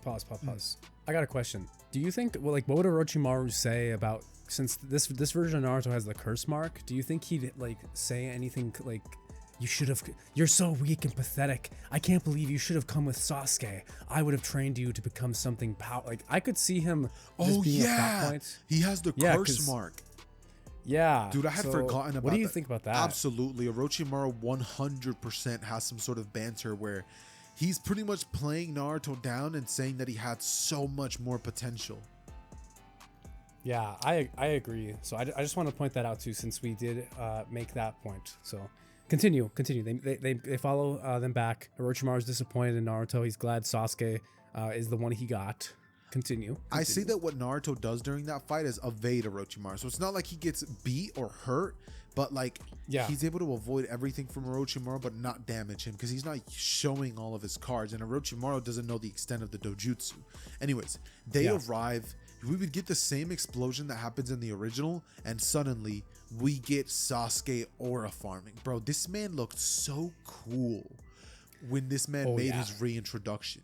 Sasuke just looks at the group, and if you guys remember, this dude proceeded to speed blitz them and just hold a sword over Naruto's shoulder saying, "How's it been, Naruto?" In this timeline, I can see Sasuke trying that once more. This dude's over here trying to show Naruto that he's outgrown him at this point, that he has just become so much more powerful than him. But this dude is literally holding air, and Sasuke at this point would be stunned. He's like, "Naruto," as Naruto would appear behind Sasuke and say, "How's it been, Sasuke? Been a while." At this point, Sasuke's eyes would just like widen as he stares at Naruto and thinks, how did he... Sasuke at this point would activate his Sharingan, staring at Naruto as he says, "You've gotten a lot faster, Naruto." As Naruto just staring back at Sasuke says, yeah, I guess you could say that. Staring back at him with both of their dojutsus just kind of like staring deep into each other's eyes. Romantic moment. Got cute. the yellow and red. Yeah. A little bit of a kissy moment. I like it. I like it. At this point, That's so sick. I could see Sakura saying, "Sasuke, we came to rescue you." And Sasuke just turns his attention towards Sasuke saying, "I didn't ask to be rescued." At this point, Sasuke would try to go and like attack Sakura, you know, not caring for Naruto, but Naruto would easily appear in the way, dodging him with a kunai. As Sasuke seeing this would be like, "Oh, he's getting in my way." At this point, he would teleport or like body flicker right next to Orochimaru, beginning to raise his hand, which, mind you, quick point, there was no clouds. How was he going to use Kirin? He was just trying to flex his wrist, you know, he was a little sore. Dude was just trying to show that he could shoot a basketball. But the point is, let's say he could have used Kirin at a moment's notice, right? Maybe it would have been like a weaker Kirin. Now. Yeah. So he goes to try to use it, and Orochimaru would hold his hand originally. In this timeline, dude, I just see Naruto straight up grabbing his wrist before he can even pick it up and just beginning to squeeze it, saying, "Where do you think," or no, not where do you think you're going, but what do you think you're doing? As Sasuke just stares at Naruto, and this dude is just like straight up big broing him. Like, Sasuke's over here just like, "What? How?" And we just have Orochimaru inner monologuing, realizing he played. I got you. What? He's this fast? How is that even possible? I'm the fastest in the universe. Nah, that's crazy, bro. Really used Bertram, right? Bertram or something like that. It's Birder, yeah. Birder, yeah. I'm just kidding. Okay, no, for sure. You know, you had it nailed for a second. The Orochimaru accent, that was pretty cool. I did. Okay, yes. so yeah, Orochimaru was just stunned. This dude's like looking at Naruto and he's like so fast. As you know, Naruto's just like I said, he's big bro in Sasuke. We got Sasuke over here trying to get out of it, but Naruto's hand, it's not a normal hand. Like, his claws are there, so his strength is boosted. And this man just looks at Sasuke and says, "We're going back to the village." As Sasuke's like, he's having none of it, bro. At this point, Sasuke would draw his blade and we would have a battle begin in which Sasuke pulls out everything. This dude instantly uses his Sharingan and rushes in trying to slash at Naruto. Naruto disappears. Like, not only can Naruto stop time, he can disappear and knows exactly where Sasuke is going to attack before he does it. Sasuke is How is he disappearing? Okay, so he knows what Sasuke is going to do, but because he's trying to flex on him, he stops time, moves out of the way because he knows where he's going to attack next. So Sasuke's literally looking like he's trying to kill a mosquito. You ever try to kill one, like you'll hit somewhere and it's just not there? That's what's happening to Sasuke. Yeah.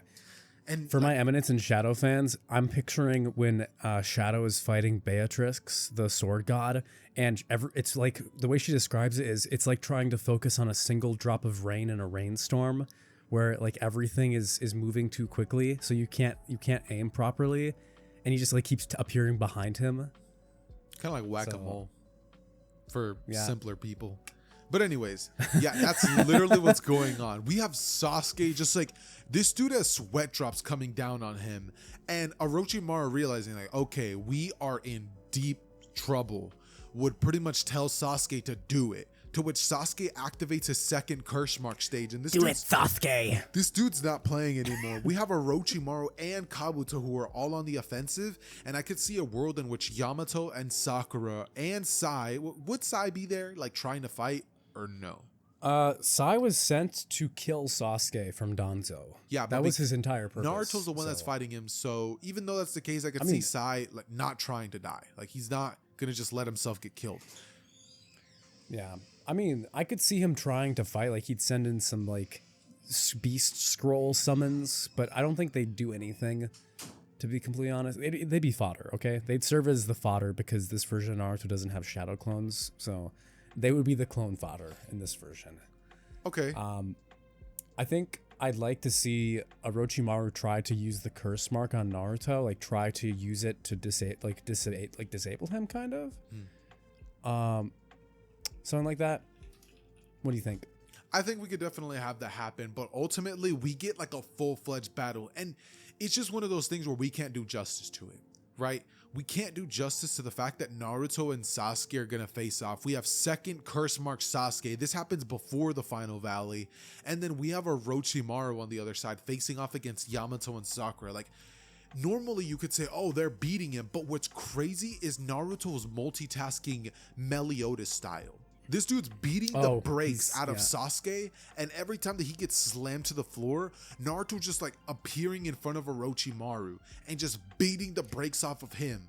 He sees Sasuke get up, and he just literally, it looks like this dude's teleporting and fighting two people at once with absolute ease. Mind you, Naruto's not even using his I was gonna say curse mark powers, but his nine tails Kurama. And mind you, he also has the curse mark, but if he did, it would be probably a bad idea. Dude, if Naruto even pulled out his curse mark ability, that would obviously affect his abilities and his judgment.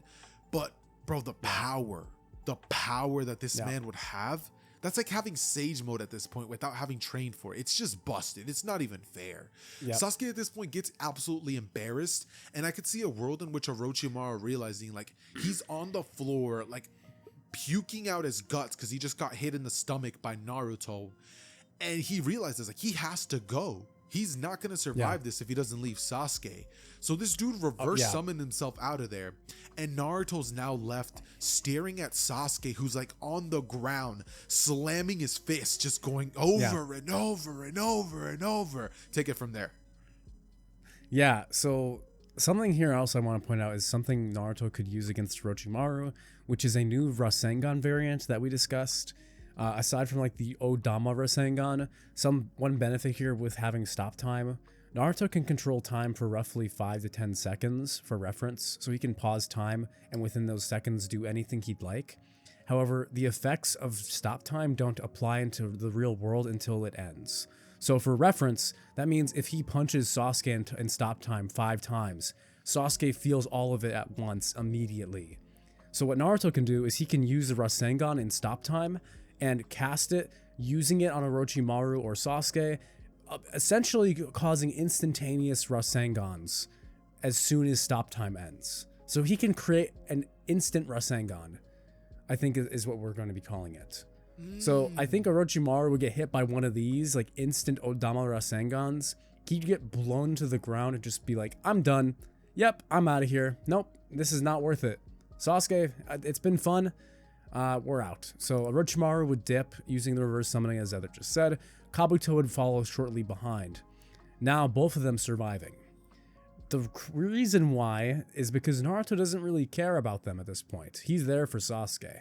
Dude, it's insane. Naruto is the perfect assassin. This dude is literally hit in Naruto. He is. He has no real weakness aside from perhaps a few counters, which we'll get into another time. But yeah, Sasuke would be crying and screaming the entire time, with Yamato wrapping him up with wood style and placing a seal over his eyes. He'd have tried everything, basically screaming like, I don't want to go back to the village. I don't wanna. With Naruto like, shut up. You know what would be absolutely insane? If Sasuke like unlocked his Mangekyo Sharingan to the rage. Like that's how mad this guy was. And even still, he just got absolutely clapped. I mean, if you want to give him the Mangekyo from a temper tantrum, I think it's funny, but I think it's fine no matter what. He's with gonna get the Mangekyo Vegeta style. I wanna. I wanna be a Super Saiyan. I want to be the drink. Yeah. But yeah, Sasuke, he gets taken out. Sakura feels like a mix of emotions here, with them dragging Sasuke back and Sai trying to find an opportunity to take him out. This would be kind of the tension in the background, with Naruto keeping an eye on Sasuke, being the only one stronger than him in this group. Yamato is maybe comparable, but with his weak wood style, that's not going to happen. So essentially, Naruto would keep an eye on Sasuke the whole time, giving Sai little opportunities to try and execute him on the return trip. What's crazy is this Sakura. man Sai, he's going to have to report to Lord Danzo and just like get down and like, you know, bend his knee and just be like, I'm sorry, I wasn't able to take him out. And Danzo's just going to be like, why? And he's just going to be like, dude, like Naruto is too freaking strong. Like he's just way too strong. I never had an opportunity. It was like he knew what I was going to do it before I made my move. Dude, that's crazy because that's true. He literally would have known every single time and could have just easily stopped it. Yeah, that's correct. That's way too busted. So Naruto would need a long rest after they returned to the village. Sasuke would get thrown into that like that straight jacket that he was in after the war, with his eyes and everything being sealed, with Tsunade now having the decision of what to do with their little war criminal Uchiha. Their endangered Uchiha species, as you put it. Now, Sakura, this is where things get tough, right? Sakura wanted Sasuke to come back desperately, and she even asked Naruto to promise her to bring him back. Well, Naruto's fulfilled his promise, but this is not the Sasuke that she wanted to bring back. I just had an idea. Hear me out. Hear me out. You don't have to agree to this, but I like where this could go. Okay. So Sakura obviously does not like the fact that Sasuke she's back in her life, but this man is not living one. He's in a jail cell. His eyes are covered. He's having these horrible meals brought to him every day. And for a couple of weeks now, Sakura's going to visit him and try to speak to him, but Sasuke's just gonna like have so much rage, so much hatred towards the Leaf. He's gonna say, my brother's out there, and because of you, I can't kill him.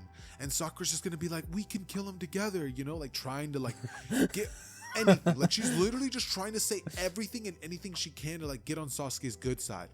But he just tells her like, if you wanted to help me, you'd help me break out of here. So Sakura would literally like, she would try her hardest to advocate for Sasuke. Like she's gonna do exactly that. And I could see Tsunade pretty much just shooting her down every single time. She would say, but Sasuke's done this for us. And Tsunade's just gonna be like, no, Sakura, like I know he has a special place in your heart, but you have to understand this man did this, and this. And it just leaves with an option of she's like, I have no choice. What would you think of Sakura freeing Sasuke? Like, she lets him out of the prison. Two ways this could go. She was pretty crazy for him, but at this point, I'm gonna say that could be an underlying plot point. For now, Sasuke during the entire Hidan and Kakuzu arc will be trying to negotiate with Sakura to manipulate her into freeing him. I agree. Let's keep it on the back burner for now. I'm not saying yes or no. I think it is a good idea. The question of Sakura's loyalty has always been something that has been a point of contention, especially like during the Danzo arc in the original. Sasuke would manipulate her so easily, bro. Think about that. Honestly, and what's interesting to me is there's two ways that could go. Sakura would go with Sasuke, and Sasuke would allow that to happen, or he would kill Sakura, which is my preferred option. He would like look at her and be like, you fool, you know, on some freaking like cartoon villain type timing. You know what I mean? No, literally, literally. Okay. What an idiot. Yeah. For now, no. I'm going to say Sakura isn't going to break him out during this arc. They just got him back. He has been home for a week and he's already begging. She's not giving in that quickly. Okay. The reason I'm saying that is because her plan when she originally went to Danzo, by the way, like when the whole Danzo versus Sasuke fight happened, was she was going to kill Sasuke. That was the plan. No, yeah, absolutely. I'm not saying it happens like overnight, because obviously time. So it's not going to be instant. Exactly. So time is passing. Naruto would be taking care of missions with Sakura and Sai still in the village, with both of them visiting Sasuke frequently. I think Naruto would go with more for Sakura than Sasuke at this point, just because he knows after his entire stint of using his looping over and over again, how delusional Sasuke is for his cause. I think it'd be after the whole Kakuzu and Hidan fight when Naruto rescues Kakashi and Shikamaru. Speaking of the Naruto and Kakuzu fight, you remember how we were talking about whether we should give Naruto the Rasen Shuriken? Yes. I think in this instance we do, because Naruto, like in the original, he's the one that fights Kakuzu. I just don't see a world in which a normal Rasengan is killing Kakuzu. So what if, because of the fight and him realizing that there could be opponents out there who are this tanky, he ends up realizing that he needs a technique that's going to allow him to do like crazy damage. And so because of this, he ends up doing the training with Kakashi for the Rasen Shuriken. Maybe. I think we could do that. One thing I want to point out first is after Asuma's death, I want Shikamaru to come to Naruto and kind of ask him if there's anything he can do, especially because of, well, the circumstances. Right. And this would be like a hint as well for some foreshadowing. Naruto would be like, I wasn't there. I can only go back so many seconds. I'm sorry, Shikamaru. He's gone. So that would be some motivation for Naruto to train, because Sasuke wasn't stronger than him in this version, so he doesn't really have any motivation to become stronger. I could see him like promising Shikamaru, like, I can't bring him back, but I can help you take them down. You know, I could see Naruto getting complacent, not having motivation, but thinking he's all that because of everything that's happened lately. You could say that. Also, I think another good point would be he didn't take out Orochimaru and Kabuto when he had the chance. So you could say the fact Orochimaru was able to tank like 2 instantaneous Rasengans means that he needs to get something that has higher firing and damage rate, like a higher firing power. I could almost see, here's another thing too. He could learn lightning style release Rasengan because of him having a dojutsu in this timeline. So I could see Kakashi pushing him towards that. Maybe he actually creates the vanishing Rasengan or like a lightning style Rasen, like a Rasen kunai or something. Yeah, but is that just it would have to be the wind one, because that's his natural element. We haven't really gone over Naruto having every single element. So he doesn't have it. I'm pointing out ideas here just because of the nature of the dojutsu. Okay. But honestly, like as a writer, I would say he doesn't learn Rasen Shuriken and is complacent, like what you said. Okay. It depends on where we want to take it. I think it makes sense for him not to, because of how easily he took Sasuke out. Right. And there is no reason for him to desire for him to learn how to do it even during or after the Kakuzu fight, you're saying? For now, no. Okay. I would say it's not going to happen this arc. So it might happen after he learns of the original, like the 4th Hokage's heritage and his dream of completing the Rasengan. But for now, no. Okay. Fair enough. Naruto would help take out Kakuzu with Kakashi. He could use Rasengan, like Odama Rasengans in stop time and stack them. So he could hit him like with 10 Rasengans at once in stop time or something.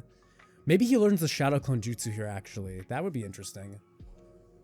So like he tries fighting Kakuzu, but he can't take him out with just one into those 5 seconds. But if he can make clones, like the Shadow Clones, that can also act during stop time, then he can stack multiple Rasengans. What do you think? I would like that. I think that if that's the case, Naruto would have learned that during the time skip. That's something Jiraiya would easily have in his bag.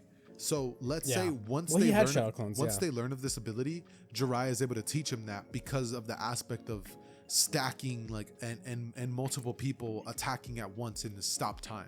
I like that. Yes. I think that's perfect. So I think one point we want to make, we wanted to like point out here is we don't really see a lot of users of dojutsu who use clones. Like Sasuke has shadow clones, but we don't really see him use them. I think that's because of how disorientating the information is from how much information you process when you double stack using clones and a dojutsu. So maybe one of the benefits of him using shadow clones only with his dojutsu in stop time is that nothing else is there, because there is no inputs, nothing's moving aside from himself. He can use like multiple shadow clones during this stop time, just to like kind of make it so he's not completely broken. Otherwise, he's basically Pain because he could just use his dojutsu in all of his clones across like a multitude of areas. So he's only able to use like a bunch of clones when his dojutsu is active in the stop time dimension.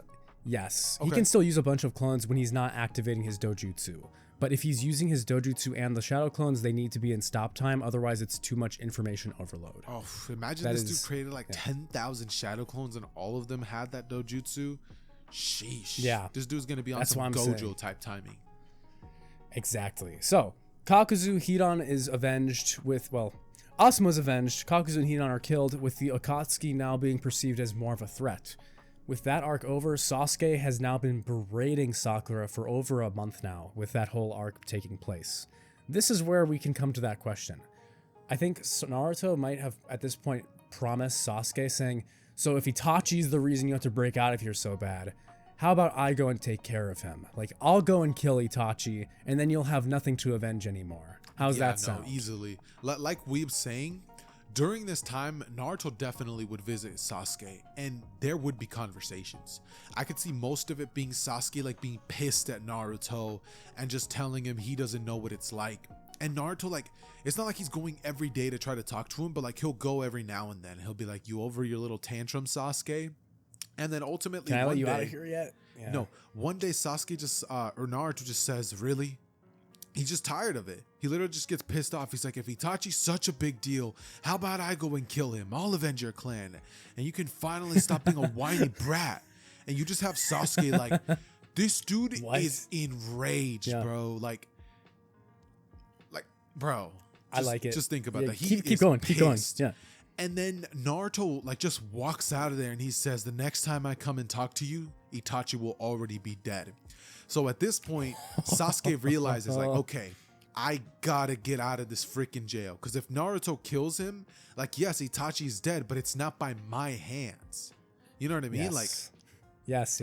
So- the meaning of avenging his clan and his entire life will have been taken away from him. He'll have Exactly. lost everything. bro's gonna hate Naruto even more, unironically, even though he's literally helping him. But yeah, I digress. Yeah. After this happens, Sasuke's motivation to get out of there would just skyrocket. So this man would proceed to pull a Batman. I don't know if you've seen like that one clip where Batman, like, he smooth talks the villain and like, He rizzes Cheetah. yup, Yeah. he rizzes Cheetah. I've seen it. Sasuke proceeds I like that. proceeds to riz his way out of there. And as soon as Sakura like In the straitjackets, she's like taking the straitjacket off, like the eye seal. Sasuke's like putting his hands on Sakura. You know, they're having like a little starts choking her throat. no, Yeah. you know, they're just making out, you know, basic stuff. You know, everybody, you guys get what I'm Yeah. trying to say. Obviously, it's not going to get to One, a crazy one point. other way, one other way we could do it too if we want to keep it PG. No. is, This is kind of no, that's realistic. good, that's Sasuke's taking advantage of the fact that yeah. he knows Sakura's like that. It's not going to get I crazy. agree. I think one other thing is, instead of like using Riz, because he's not really interested in Sakura like that at this point, is he could pretend he like is dead, so he could like slam his head into the bars and start bleeding and like slump over on the ground. So when Sakura comes to visit him, she's like, Sasuke! And so she opens it and starts checking on him. And he could take advantage of that. How dare you ruin Sasuke's only W moment of the series? How dare you? How dare you? It's just an Don't idea. ever disrespect me like that again. Anyways, like What I do you was mean he's saying, only guys, W? He's got a Sasuke's like caressing Sakura, and as this happens, he holds her face, looking Caressing at is her. insane. They're both just like looking at each other, and Sasuke says, "You really are stupid." And this dude, bro, does he kill her? Does he kill her? Does he kill her? Can I kill her? Why Can not? I kill? Okay. Yeah, go ahead. Yes, I can Yeah. kill her. Sasuke just snaps her neck. Sakura would fall down onto the ground like she just got baited so hard. And Sasuke rips off the straitjacket. Like, this dude's whole little like menacing aura is going crazy. This dude escapes. Mind you, at this point, Naruto has already made his way towards Itachi. He's already on his way there. How does he get the information on it? How does he get the information on it? I was gonna say that Itachi. Do you remember in the original Naruto when Itachi had that He moment sent a raven. where there was like the raven? Well, that was sent to Sasuke. I know the raven was sent to Sasuke, but what I'm saying is that Naruto would get the information via like that still being given to Sasuke in the village, right? I'm thinking that still happens. Tsunade is aware of this. She's like, we can't let Sasuke know this information. And so Naruto seeing this, he's like, all right, I'm gonna go. I'm gonna finally handle Itachi. And then we get Dude. Naruto. What if Naruto uses the transformation jutsu while he's walking up to, This is your Uchiha? fight. Don't what if. This is all Yeah. you. Oh, I get. Okay, Oh yeah. passing the mic. Oh Okay. yeah. Yeah. See, Xehther just popped on to kill Sakura, and now he's ready to leave. Mm-hmm. He's like, okay, well, see you guys. You can handle the rest of this. Anyway, yeah, so Naruto would leave. Before he leaves, he's going to tell Tsunade and Jiraiya, because he's responsible like that. Cute, I know. He told Jiraiya, I'm going off to take care of some business. We got information on an Akatsuki member. It's my responsibility to take them out. Tsunade would say that you should take Sakura and Sai with and go as a team, with Naruto recounting what had happened last time, with Orochimaru and Sasuke, and how they were basically holding him back. He'd say that he would accept taking Kakashi and Yamato, but that's it, no one else. With that, Kakashi, Yamato, and Naruto would leave, Jiraiya now being forced to go on the mission to the village of Rain, the Rain Village all by himself, where events will take place with Pain. Naruto, Kakashi, and Yamato would meet Kisame outside of the Uchiha stronghold, where they would see a Sasuke, Kakashi, and Yamato, with Naruto using the transformation jutsu to impersonate Sasuke. At this point, Kakashi would push Sasuke over, saying, "Fine, we brought him," with the information having been sent through Crow to the Leaf Village, stating to free Sasuke Uchiha and bring him to this location, because Itachi knew his time was coming to an end soon, and he wanted Sasuke to finish him off. But of course, the characters don't know that. Kisame would say that you two stay out here, saying, "Sasuke, you go meet your brother." Naruto would smirk, standing up as he averts his eyes from Kisame, walking into the Uchiha estate, into the stronghold. Before anything can be said, Itachi would frown. As he's sitting upon his throne, he'd say, "I asked for Sasuke. You think such a level of genjutsu would work on me?" His eyes flicking upwards as Naruto would be standing there. The transformation jutsu dissipated, with him cracking his knuckles, taking his fingers and cracking them outwards, saying, "No, didn't think it would. But there's no way in hell I'm letting you get close to your brother. In fact, I'm never letting you lay eyes upon him again, since you're the reason he's turned out this way." He'd walk forward with Itachi now more angry than anything else, saying, "You really think you're going to get away from this, Jinchuriki of the Nine Tails?" Naruto's eyes would turn gold as we hear the chime of a bell tower, as if though the time for the signal of this battle was starting. The Mangekyo of Itachi meeting the golden clock tower of Naruto's Chronoegon. The Chronogon versus the Mangekyo Sharingan. Immediately, Itachi would activate a Genjutsu, with Naruto pausing time.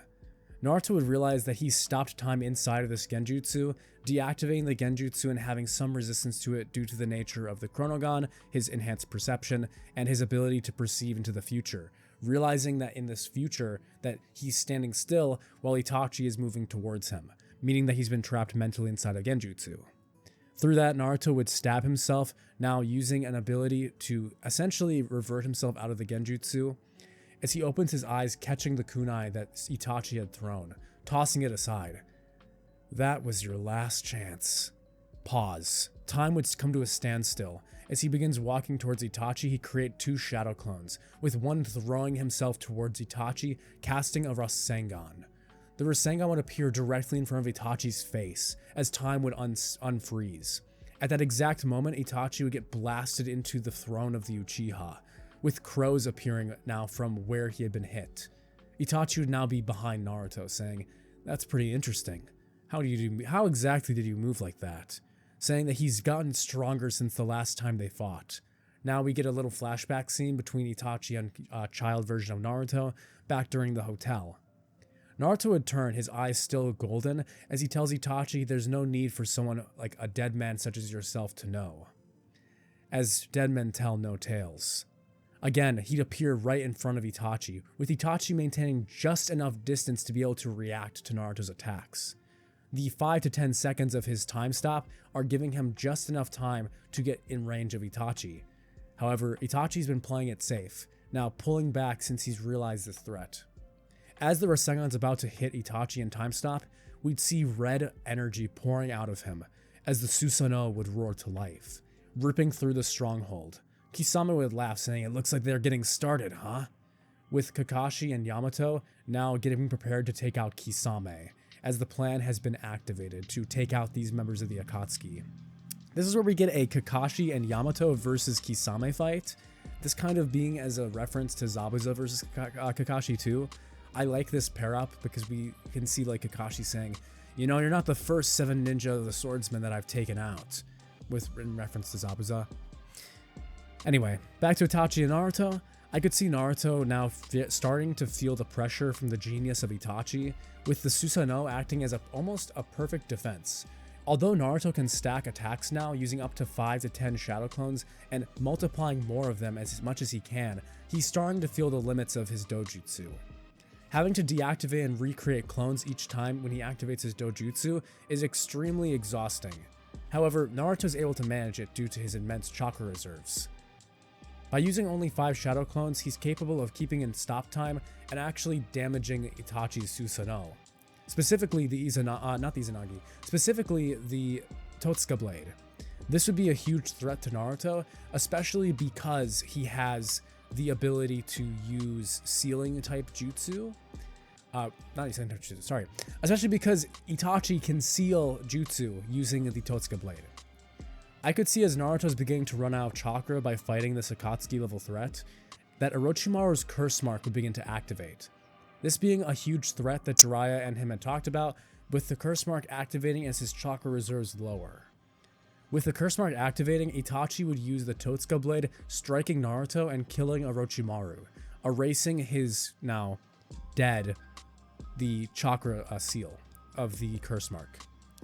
With Orochimaru having been burned out of Naruto, Naruto would feel his chakra levels being changed, with the Nine Tails now returning to its full power and position and manipulation over his chakra reserves. So what do you think happens here? Naruto's now had Orochimaru removed, Sasuke is now trying to give chase now that Sakura has been killed, and Kakashi and Yamato are fighting Kisame. Bro, honestly, I'm over here thinking about whether Kakashi could even beat Kisame. Like, that's what I've been thinking about as I've been over here. Because I'm not gonna lie, dude, a part of me thinks that Kakashi would get killed by Kisame at this point in the story. What do you think? Kakashi hitting him with the Kamui, sniping him his head off? You're right. He could definitely do that. Do you think that the battle would end quickly where Kakashi, like, he's not playing games. He's not here to waste time. He just moves his, I was gonna say bandana, but his headband. Yeah, headband, and he just freaking snipes off Kisame's torso. Like, everything from his head to his body just disappears. I mean, we could do that. It's not very much like Kakashi to do that, but I think Yamato would play a big role in this fight too, since Kisame is called the tailed beast. That's his moniker. I could see Yamato using his wood style to restrain all of the shark jutsu he uses, like the water style shark bomb and his ocean, where he summons an entire ocean jutsu thing he used against Killer Bee. I think Kakashi would be the finisher. Like, he would use, for one, Chidori should be pretty effective against Kisame. But second, I think he would have Kamui. So he could use Kamui in tandem with the sealing jutsu from Yamato. I don't think they kill Kisame here.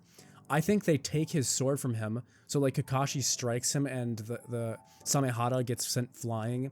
Or maybe it eats Kakashi's chakra and it's like, oh, this is some good shit. Like, yummy. Like fried Kakashi. You know what's interesting? When I think about this battle, I think Kakashi has bad, he doesn't have it in his favor. But then I do remember, hey, Yamato is there. Plus Kamui, if it comes worse to worse, which you're right. Kakashi's not the kind of person to just start a battle like that. I was gonna say I do think Kakashi has, not things in his favor, just because, dude, we saw what happened to Kakashi when he was trapped in a water prison, which is like, yeah, come on now. Kakashi is prone to I don't think himself. Kisame dies here. Okay. Yeah, he is prone to getting saved from other people. I think maybe this is where we could have Sasuke show up if he makes it in time. You could have Kisame versus Kakashi and Yamato. Maybe Sasuke arrives and saves Kakashi or kills Kisame inadvertently. Like, maybe this is where he arrives. What do you think about that? I think Sasuke's not saving Kakashi. I think Kisame would just die, and you would pretty much see Kakashi and Yamato both turning to see like a flash zooming by. It's Sasuke, obviously. Kakashi in this moment's like, Sasuke! Like, he's just like, is that? And in his head, he like remembers who he saw. He sees a clear vision of Sasuke. This dude's wearing like an outfit similar to the one that he wears in the last, because he's trying to keep his identity hidden. Oh, yeah. And as the battle with Itachi and Naruto's going down, like the Susanoo just popped up and stuff like that. You got like clouds, there's lightning and stuff just to make the scene look cooler. What happens next? Yeah. I think we see like Sasuke would have taken care of Kisame first. Now he enters into the Uchiha stronghold where the entire thing has been turned to rubble.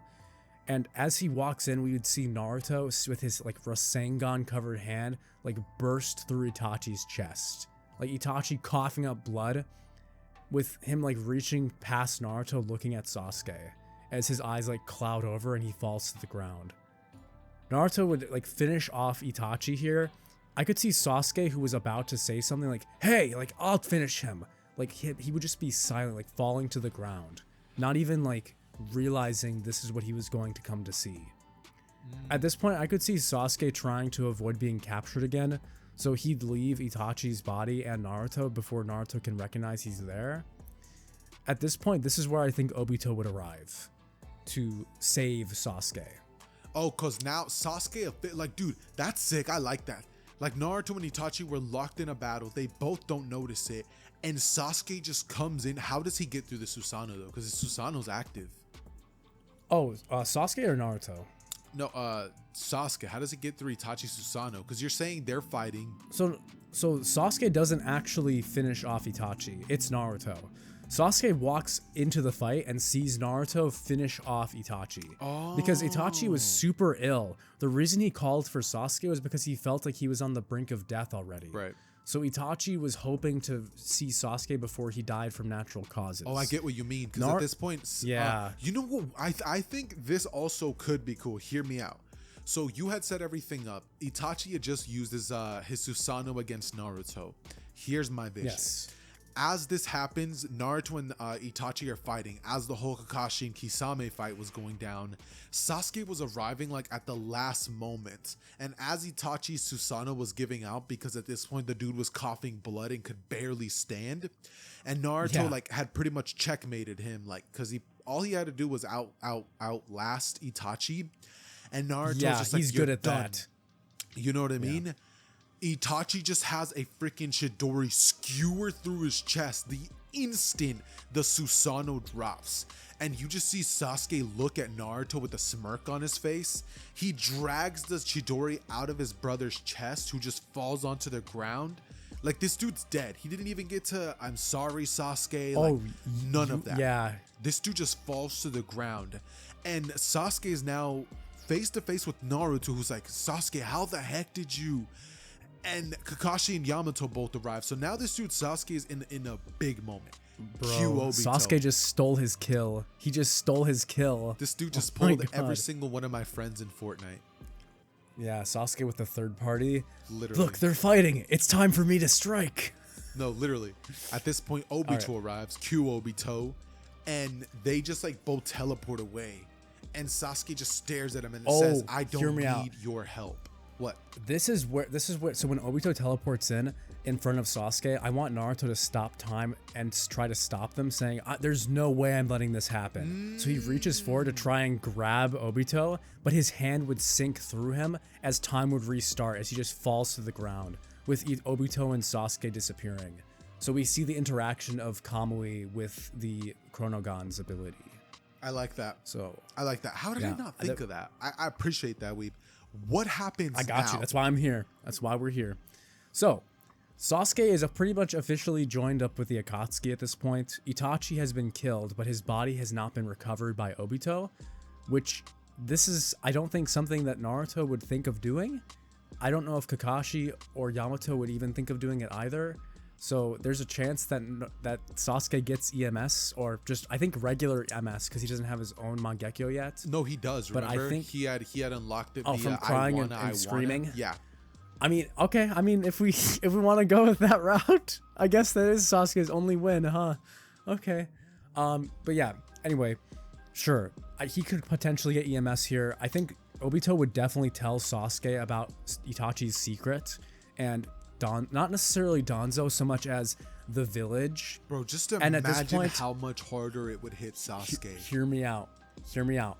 He's not going to tell him about Danzo. He's going to say, under the reign of the fourth Hokage, that boy Naruto, his father, that's when the Uchiha's downfall began. So he begins placing the blame on Naruto to anger Sasuke against him so that he can have a better chance of getting the Nine Tails. So yeah, I think Obito would use Sasuke's hatred to make him a proper tool. Again, reflecting on the themes of Zabuza from Land of Waves, where Sasuke has become a tool of a shinobi for Obito, being used to finish his own goals of getting the 10 tails. Now, what happens after this? Because now we're getting like straight up the last 10 minutes. Now we're getting into the last story, okay? With Naruto returning back to the Leaf Village, this is where things are going to start getting a darker tone. Naruto, Kakashi, Yamato, and Tsunade, being the first one to have found her, would have entered into the cell doors, wondering how Sasuke possibly could have escaped. And on the floor would be Sakura, her eyes glazed over, drool now falling down her lips, and purple bruised hand marks around her neck from Sasuke. Naruto's throat would tighten as he'd feel rage, burning. Sakura wasn't someone he was interested in romantically, but she put all of her heart and soul in for Sasuke. She fought for him every single day after he left the village, and cared about him, truly. Naruto, as a person who had grown up with no one loving him or caring for him, would have felt this is a complete mockery of everything he stands for. He would feel pissed for not just only Sakura, but for what it meant that Sasuke had done.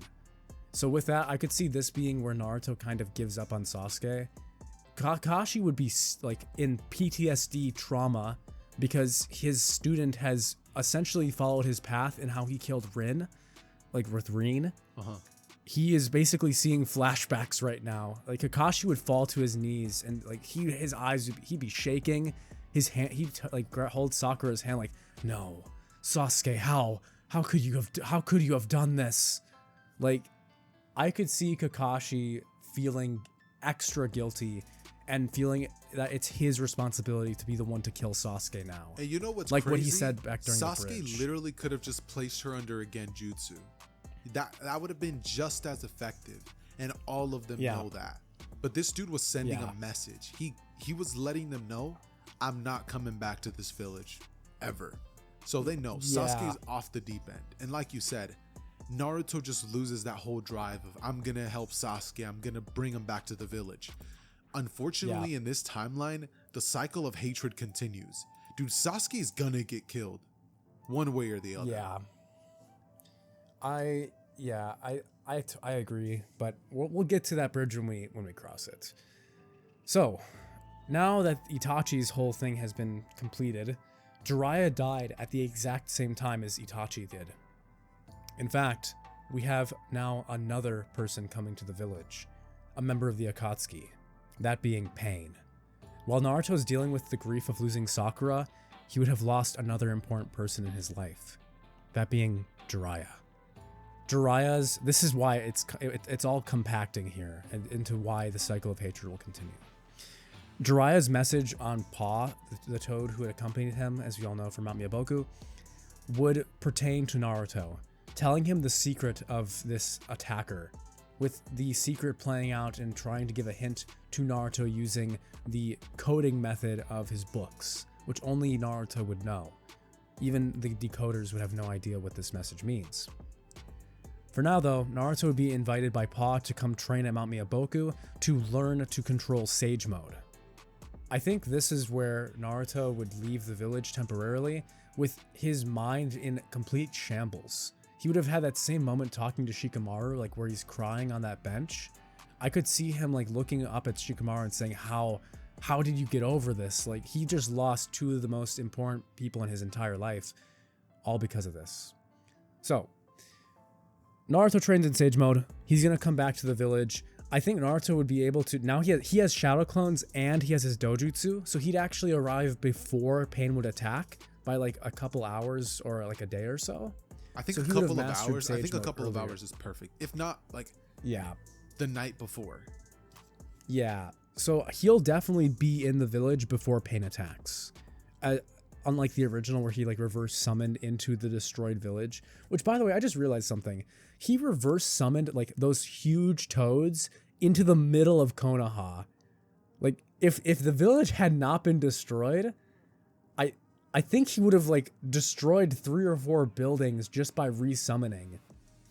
Like, Oh, just by summoning those freaking turtles? yeah, no, did you say turtle? No, Oh, my his bad. toads. Yeah, toads. Yeah. No. Yeah, I think him that's up. like reverse summoning. Yeah, that's what's up. That's up. He reverse summons. He would have low key like offed some people with that if the village hadn't been destroyed. So that would be something comedic. Like he reverse summons all badass. Like I'm here to stop Pain. The 3 buildings just collapse under the weight of Gamabunta. Marvel We hear superhero screams. type. Yeah, we hear screams. Ah, my baby! My house! And I'm just like, my bad. He reversed time. That's crazy. Oops. Maybe I shouldn't summon you guys with me. Like, Dude, that's absolutely diabolical. yeah, I think so. But anyway, Naruto would be back. He would not bring the toads with. We don't have that scene. But Tsunade would welcome him back home. With Tsunade and Naruto now comforting each other and sitting in the Hokage's office talking about Jiraiya and their memories of him. And Sakura. Tsunade also lost both Sakura and Jiraiya. That's insane. She lost her student and her best friend. That's crazy. Anyway, as they talk into the early morning, this is when Pain would arrive at the village. So Naruto would be with Tsunade and standing next to her when Pain asks for the Nine Tails Jinchuriki. Can I get down, bro? Can I get down? Can I take this one? Get down. You get in. You take it. All right, perfect. This is gonna be probably my last section covering the arc of the story because I need you to finish everything up. But here's what's gonna happen. Has not watched the war arc. After Naruto returns from the village to the village from Mount Miyaboku, Naruto, like we've said, he would just pretty much reminisce all the memories that they have with Jiraiya. And as they're doing this, mind you, they're both literally just sitting there like talking about Jiraiya. Naruto's crying still because he just doesn't get over this instantly. The dude now is talking about a sensei who he spent years with, literally the person who helped them develop his dojutsu. As this happens, What about Sakura? What about Sakura? a gigantic explosion would erupt in the village, just absolutely decimating everything. Naruto sees Lady Tsunade get sent crashing into the wall, and she literally gets skewered by a piece of wood that would go through her Neji style. Neji, Naruto no. seeing this, looking at Tsunade covered in blood, would think, who the hell did this? He would look up into the sky and see one of the paths of pain, and Naruto seeing this would say, "You're gonna pay." His eyes would glow red, and in this moment time would go back as Tsunade would just see Naruto disappear, and she questions, "Naruto, where did you?" But as this happens, Naruto would literally be flying up into the air, full speed, rushing the Diva Path, as the Diva Path would be about to destroy the village, charging up chakra in this moment. Naruto comes crashing in and just absolutely destroys that path of pain with one blow. In that moment, Naruto would just land back on the ground, cracking his knuckles as he would say, "Who's next?" 5 paths of pain would arrive in different directions, and everything just stops. Like, just imagine like a clock going backwards. Naruto in this moment would speed blitz 2 of the paths, destroying them, just leaving no trace of them behind. As in this moment, one of the paths would rush at Naruto, trying to attack him, but Naruto, seeing exactly what it's gonna do, jumps out of the way, dodges mid-air by holding onto the head of another one, and like doing like a handstand dang near in the air.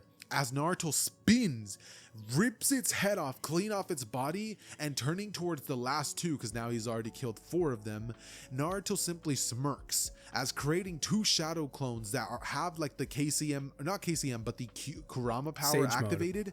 mode. Not even Sage mode, bro.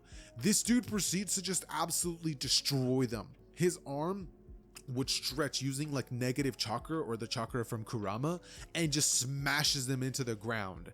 And Naruto, after this happens, will just calm himself. Like he just sits there breathing for a moment as Naruto stops. He's like, and he wonders, where are you? At this moment, Naruto would finally activate Sage mode, and realizing where Nagato's hiding, Naruto speed blitzes over there as fast as humanly possible. Once he enters the room, Konan would be on high alert, trying to kill Naruto. She would say, if you're here to kill him, then as Nagato stops her, he's like, wait. You know, Naruto just looks at Nagato and Konan, and Naruto says, you have some nerve. First, you kill my sensei, then you destroy my village. You're dead. Time would stop and Nagato just dies. This dude snaps his neck in like no time at all. And Konan, seeing that, would let out a scream. She tries to rush Naruto, but Naruto's having none of it. This dude just chops her in the back of the neck, knocking her out, and literally just like leaves her there. He could not be any less worried about Konan. Like Konan in this moment was a woman. Like imagine you were getting into a fight with another guy and your girlfriend was there and she's like, no, don't fight. Like she's trying to get in the way. Naruto literally just pimp slapped her out of the way. Starts throwing hands. He just pimp slapped her out of the way and said, get out. That's insane. Now Naruto just leaves. Like, mind you, Rinnegan are still there. Naruto's too pissed to care about that.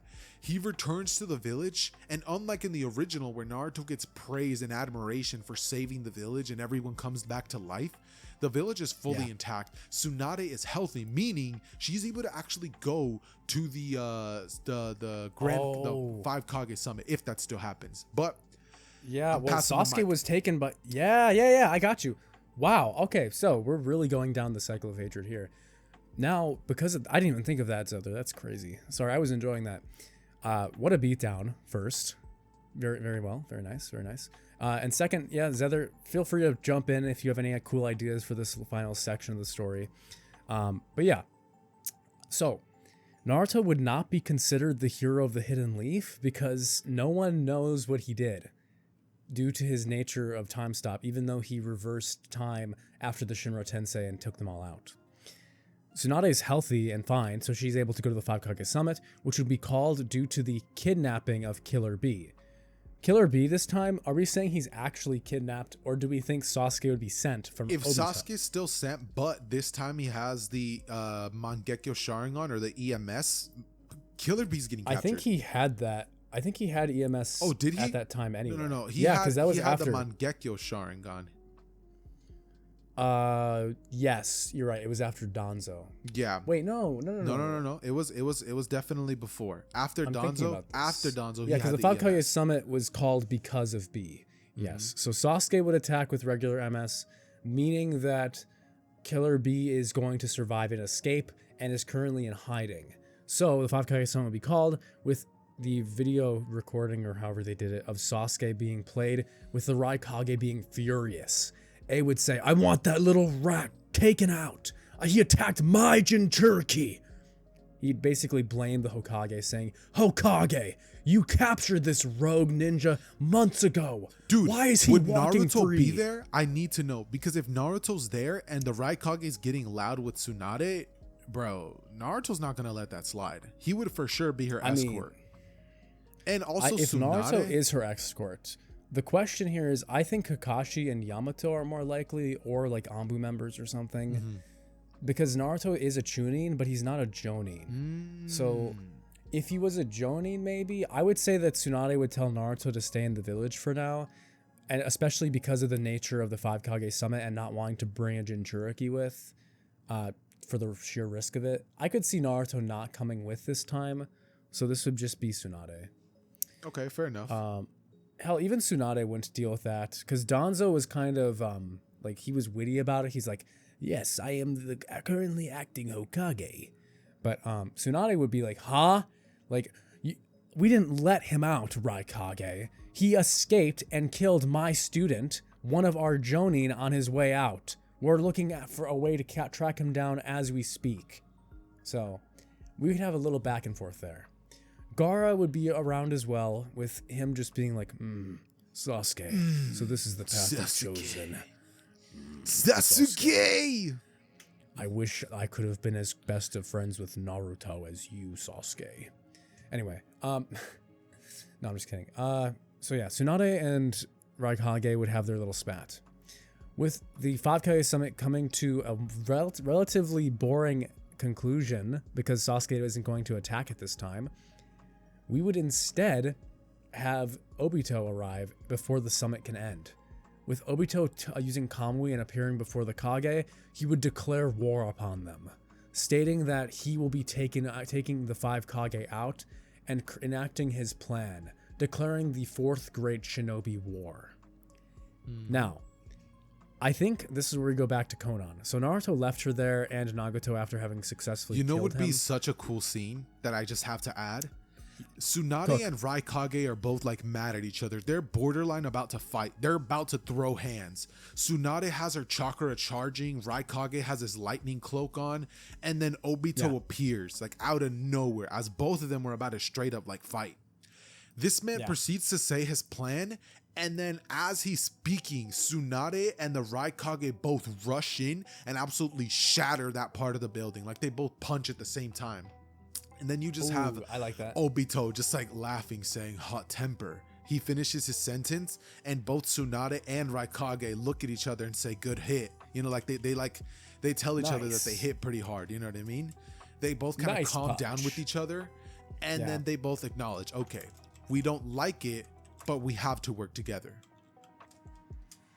Yeah, I think that would be a good call. We also get the Akatsuki being a common threat, just like in the original. So I think something else we could see is maybe like an arm wrestling contest between them or something. I don't know. But doesn't that already aside from that little bit, I think it does. I think it has happened. Yeah. But yeah, regardless of that, the 5 Kage Summit comes to an end. Naruto would hear about the Will of Fire and how it's being questioned by the other shinobi villages because of Sasuke. Naruto's already on Demon Time about this, saying that he'll take care of Sasuke. He almost took out the first brother, might as well make it a set. So Naruto would basically promise Tsunade that he'll take care of Sasuke. Anyhow, with the 4th Great Shinobi War being declared, Tsunade would inform Naruto that he will not be participating in the fighting, instead deciding to send him to a hidden location to prevent the all Jinchuriki and all the tailed beasts from being captured by the Akatsuki. Oh, and you want her to flat out tell him the truth too. I think she would tell him, because this Naruto is a lot more mature, and also like with everything that's happened with Jiraiya and Sakura, I think he'd understand with her why she wants him to avoid being in this fight. So she'd explain like even if he like talks, I could see him being like, I want to fight too, like I need to get in there. If Sasuke is going to be fighting for the Akatsuki, then I need to be the one who, and I could see her being like, Naruto, I don't want to lose anyone else. Like you have to survive. Let us handle this. I could see her also saying like, if it gets really bad, we'll call for you. You can be like our hero coming in. So this would be like where Naruto would be like, oh, I have a chance to be a hero, huh? That sounds pretty good. So maybe that's how Tsunade like plays it. I feel like one way or another, Naruto's getting convinced. Yeah, he's one way or the other. Naruto's not going to be on the front lines in this because he's just too valuable for one thing, due to both his dojutsu and the Nine Tails. By the way, you're doing this mainly because you want Naruto to unlock KCM with Killer B, right? I'm guessing. Yes, that's why. You caught me. You got me. He got me. He got me. Okay. Maybe I want Naruto to have full access to all of the chakra, okay? And also because the conversation with Kushina is one of my favorite moments in the entire series. Is it really? I mean, that conversation is so pretty good. Like, it's aight. It is one of the best moments for him. Like, we hear it. It is like one of his driving character moments. like even his meeting with Minato is not nearly that good. Like during the Pain arc, when he meets Kushina for the first time and he thinks she's the Nine Tails, that was so good. It was so funny, and she's like how I'm the Nine Tails, and she like punches him on the head. He's like, ow, who do you think I am? And then he's like, and then when he broke down crying, it was just so good. Okay, fair enough. Yeah, come on. Like, anyway, Turtle Island's gonna happen. B's gonna show up because he's now been revealed to have not been captured since for one, Kisame. Did we kill Kisame? I think we didn't. He escaped. No, Sasuke killed him. Yeah, Sasuke no, wait. Did Sasuke kill him? I think that Kakashi killed him. It's Kakashi and Yamato He's killed dead. him. He's dead. Regardless, Yeah. he's dead. So regardless, B wouldn't even have to have fought Kisame, so there's no tentacle that Obito has to use Deus Ex Machina to start the 10 Tails. So they desperately need both the 8 Tails and the 9 Tails here. Naruto would meet Killer B on the island, with him first finding him annoying, asking B like why he always is talking in rhythms or like why he speaks like that, irritated with his sense of talking, saying, that's pretty annoying, And at that point, I could see I could see Killer B using mockingly, kind of because everybody knows what they don't know, because if you know what you don't know, that you don't know. I was not expecting that. Yeah, so Naruto would get irritated again. We have some like comedic moments here, eventually leading up to the Waterfall of Truth, where this time I would see Naruto's hatred being far more difficult to overcome. Because he can't. This is where we're going to run into our problem. Naruto is unable to overcome his hatred, specifically because of Sasuke and everything that happened with Sakura and Jiraiya all at once. In the original, Naruto had to forgive himself and essentially promise to himself to forgive everyone else. Do you think he'd be able to actually pass the Waterfall of Truth here? And even get KCM? I think because story of everything writing wise, he's done. No, I think story writing wise, no, because he's mad at Sasuke. Yeah. He's not going to be able to forgive Sasuke at the moment because of everything that happened. But like story and like me and you writing wise, like the whole point of us bringing him here was to make him learn KCM. So if we all of a sudden just bait and switch, like what was the point of all this? The point is to get an Iruka moment with Naruto and Iruka. No, I'm just kidding. I respect that. So for my audience, I'm gonna say this as a writer, I would probably not give him KCM here. So it would be a bait and switch, very Toriyama of me. I would have hinted KCM and be like, yeah, you can unlock the full power of the Nine Tails if you can forgive all your hatred. And then Naruto would be like, nah, I'm still killing Sasuke. At this point, this would shut down the Waterfall of Truth, and Naruto would fail to achieve KCM. However, in this version, because rule of cool, fuck that. He's gonna get it. He's gonna get KCM. Okay, we get the scene of Kushina. We get him pulling on the Nine Tails. We get the huge Rasengans with shadow clones, and with his eyes now yellow with the clock in it. We get everything. We get Kushina meeting him. We get Naruto having some coverage of his mom. We get B impressed with the Nine Tails. We get Xehther in that one. We kissing each other.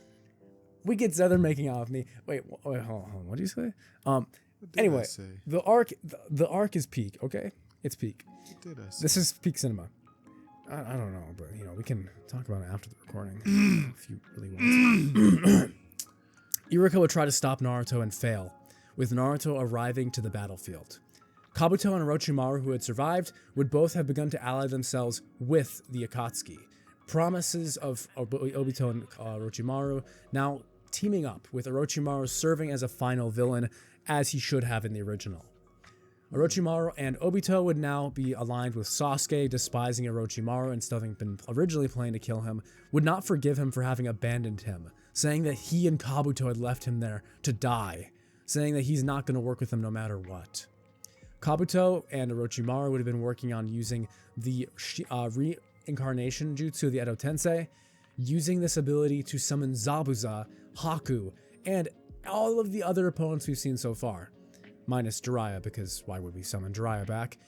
And everyone else that they had DNA of. So, we get the Edo Tensei, we get the White Zetsu, Naruto's going to show up at the battlefield with Nine Tails Cloak, and with Killer B. With Naruto able to use Shadow Clones now, he'd also be able to divide his chakra among them, using his Shadow Clones and sending them to the various battlefields. However, he'd be forced to rely on using his Dojutsu against Madara, village with Gaara. So we have Gaara and his forces fighting against Madara and not the Mizukage, and the Stone Kage. Onoki's like predecessor, Mu. I don't know which number he is, but he's Mu, yeah. So he'd be fighting them with Madara dropping the second one on the Shinobi Alliance. Naruto would be, for one, impressed, but two, a bit terrified. Using his time-perceiving jutsu, he would have seen the second boulder dropping before anyone else. He'd scream up to Onoki and Gaara saying, "There's a second one!" And Madara would turn saying, "Spoilers much," as the second boulder collapses, crushing everyone beneath the entire stone eruption. We get that same scene, kind of like with Naruto using the Rasen Shuriken against Madara. So this would be where it's finally revealed. Do you think that the Rasen Shuriken could destroy that boulder thing? That like gigantic boulder, or no? Unless he used a lot of them, no. Because the meteorites were huge. Like he'd have to have used the Kurama Avatar mode to destroy it, probably. Yeah, fair enough.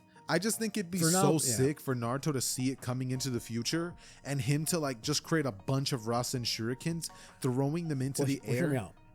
What? Hear me out. Let me cook.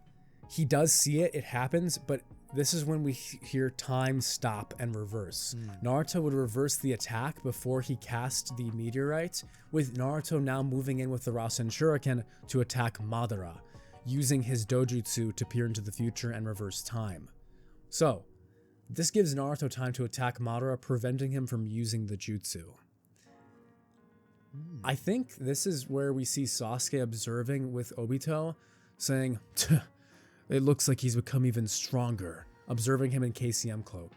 We also have the Raikage, the third Raikage fight, when Naruto has to fight him at another battlefield. I think Naruto's time stop here would be pretty cool. Also the moment with Tsunade and Raikage, with Raikage asking if he's faster than the fourth. Even without KCM, he can speed blitz him with time stop. So that's completely null and irrelevant. Easy, we win these. Yeah. Honestly, from here, the only big difference that I could see being huge is that because Orochimaru is on the side of the Akatsuki here, because he does not want Naruto and the rest of the Shinobi alliances to win, especially after Sasuke was taken and he now has nothing. The Hokage are not coming to the Shinobi Alliance's defense. So, yeah, we have a problem, okay? What's the problem? With no Hokage, so Hashirama, with no third or Minato, we don't get any Minato moments, which is kind of unfortunate. We now have those characters potentially being played against ours. So now we have the Hokage being summoned alongside all the other Edo Tensei to fight Naruto, Killer Bee, and the rest of the Shinobi Alliance. Normally, I would see like, there being that's heavy like losses. Huge... No, yeah, there's definitely going to be heavy losses, but I still see them getting through it. You know what I mean? Yeah. Ultimately, I think we'd have a Naruto versus Minato fight too. Dude, that'd be sick. That's what I'm saying. How would that go? Minato would be able to... This is why I'm saying this is going to be like one of the biggest fights. Minato, with his Chronogon that he has access to, is able to counter Naruto now. Because Minato now has infinite chakra as an Edo Tensei. So the limitation of using the dojutsu is completely irrelevant. Plus, he'd have the other half of the Nine Tails inside of him. He would only be good enough, though, to use the abilities he previously had access to. Do you yes, think that so he doesn't have Naruto's time stop, but he can peer into the future and see what Naruto does during time stop. Okay, fair enough. So yeah, we have KCM Minato versus KCM Naruto, both wielding time fucky wucky powers, plus the flying Raijin on Minato's side. Powers? Yeah, time wucky wucky. I love wucky wucky. So, me too. I think this would be one of the most visually stunning fights of the entire franchise. Like, it would be the one that people make edits of. We'd have Minato teleporting and Naruto teleporting as well. Like, flashes of color to grayscale.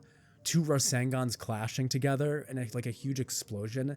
This would be where we get Minato having some dialogue like, "Wow, I can't believe you actually managed to..." Naruto would hold his hand above his head. "Yeah, I finished your Rasengan." Meet the Rasen Shuriken, the completed version of your jutsu, father. As he like throws the Rasen Shuriken, Minato would like teleport away from it, using the Rasengan against Naruto again. We'd have Naruto's Rasengans clashing with Minato's, causing explosions across the entire field. Naruto would have to be careful because Minato can tank hits and regenerate, while Naruto has no such ability, aside from restarting time and then once again undoing the damage he's done to Minato's Edo Tensei form. This is where I see another turn of the battlefield taking place. Itachi Uchiha, the only one capable of overturning the power of the Edo Tensei. With him being revived, his crow that he had placed inside of Naruto after he had been sent to the village would have activated again. With it being released, Itachi is freed. So, Itachi can now go after Sasuke, meaning we have a chance of Sasuke being turned against the Akatsuki and, well, against the Akatsuki and not the Leaf Village. Because essentially how it happened in Shippuden. What do you think about that? I like it. Keep cooking. So, we have Itachi versus Sasuke part 2, with Sasuke saying, "How? I can't believe Kabuto brought you back from the dead." And we could get like a little fight between them. At this point, Obito would tell him to stop, saying, well, I don't know, actually Obito wouldn't be there because he's trying to capture the Eight Tails. So, it's just Itachi and Sasuke. Itachi could be able to talk to Sasuke, and Sasuke had learned the truth about Itachi from Obito. So for one, he wouldn't hate Itachi anymore, but he'd be fighting him because Itachi is still under the Edo Tensei, quote unquote. I could see Itachi stopping the fight as soon as he learns Sasuke already knows the truth, with him having completed his goal now of making Sasuke stronger, seeing his Mangekyo Sharingan.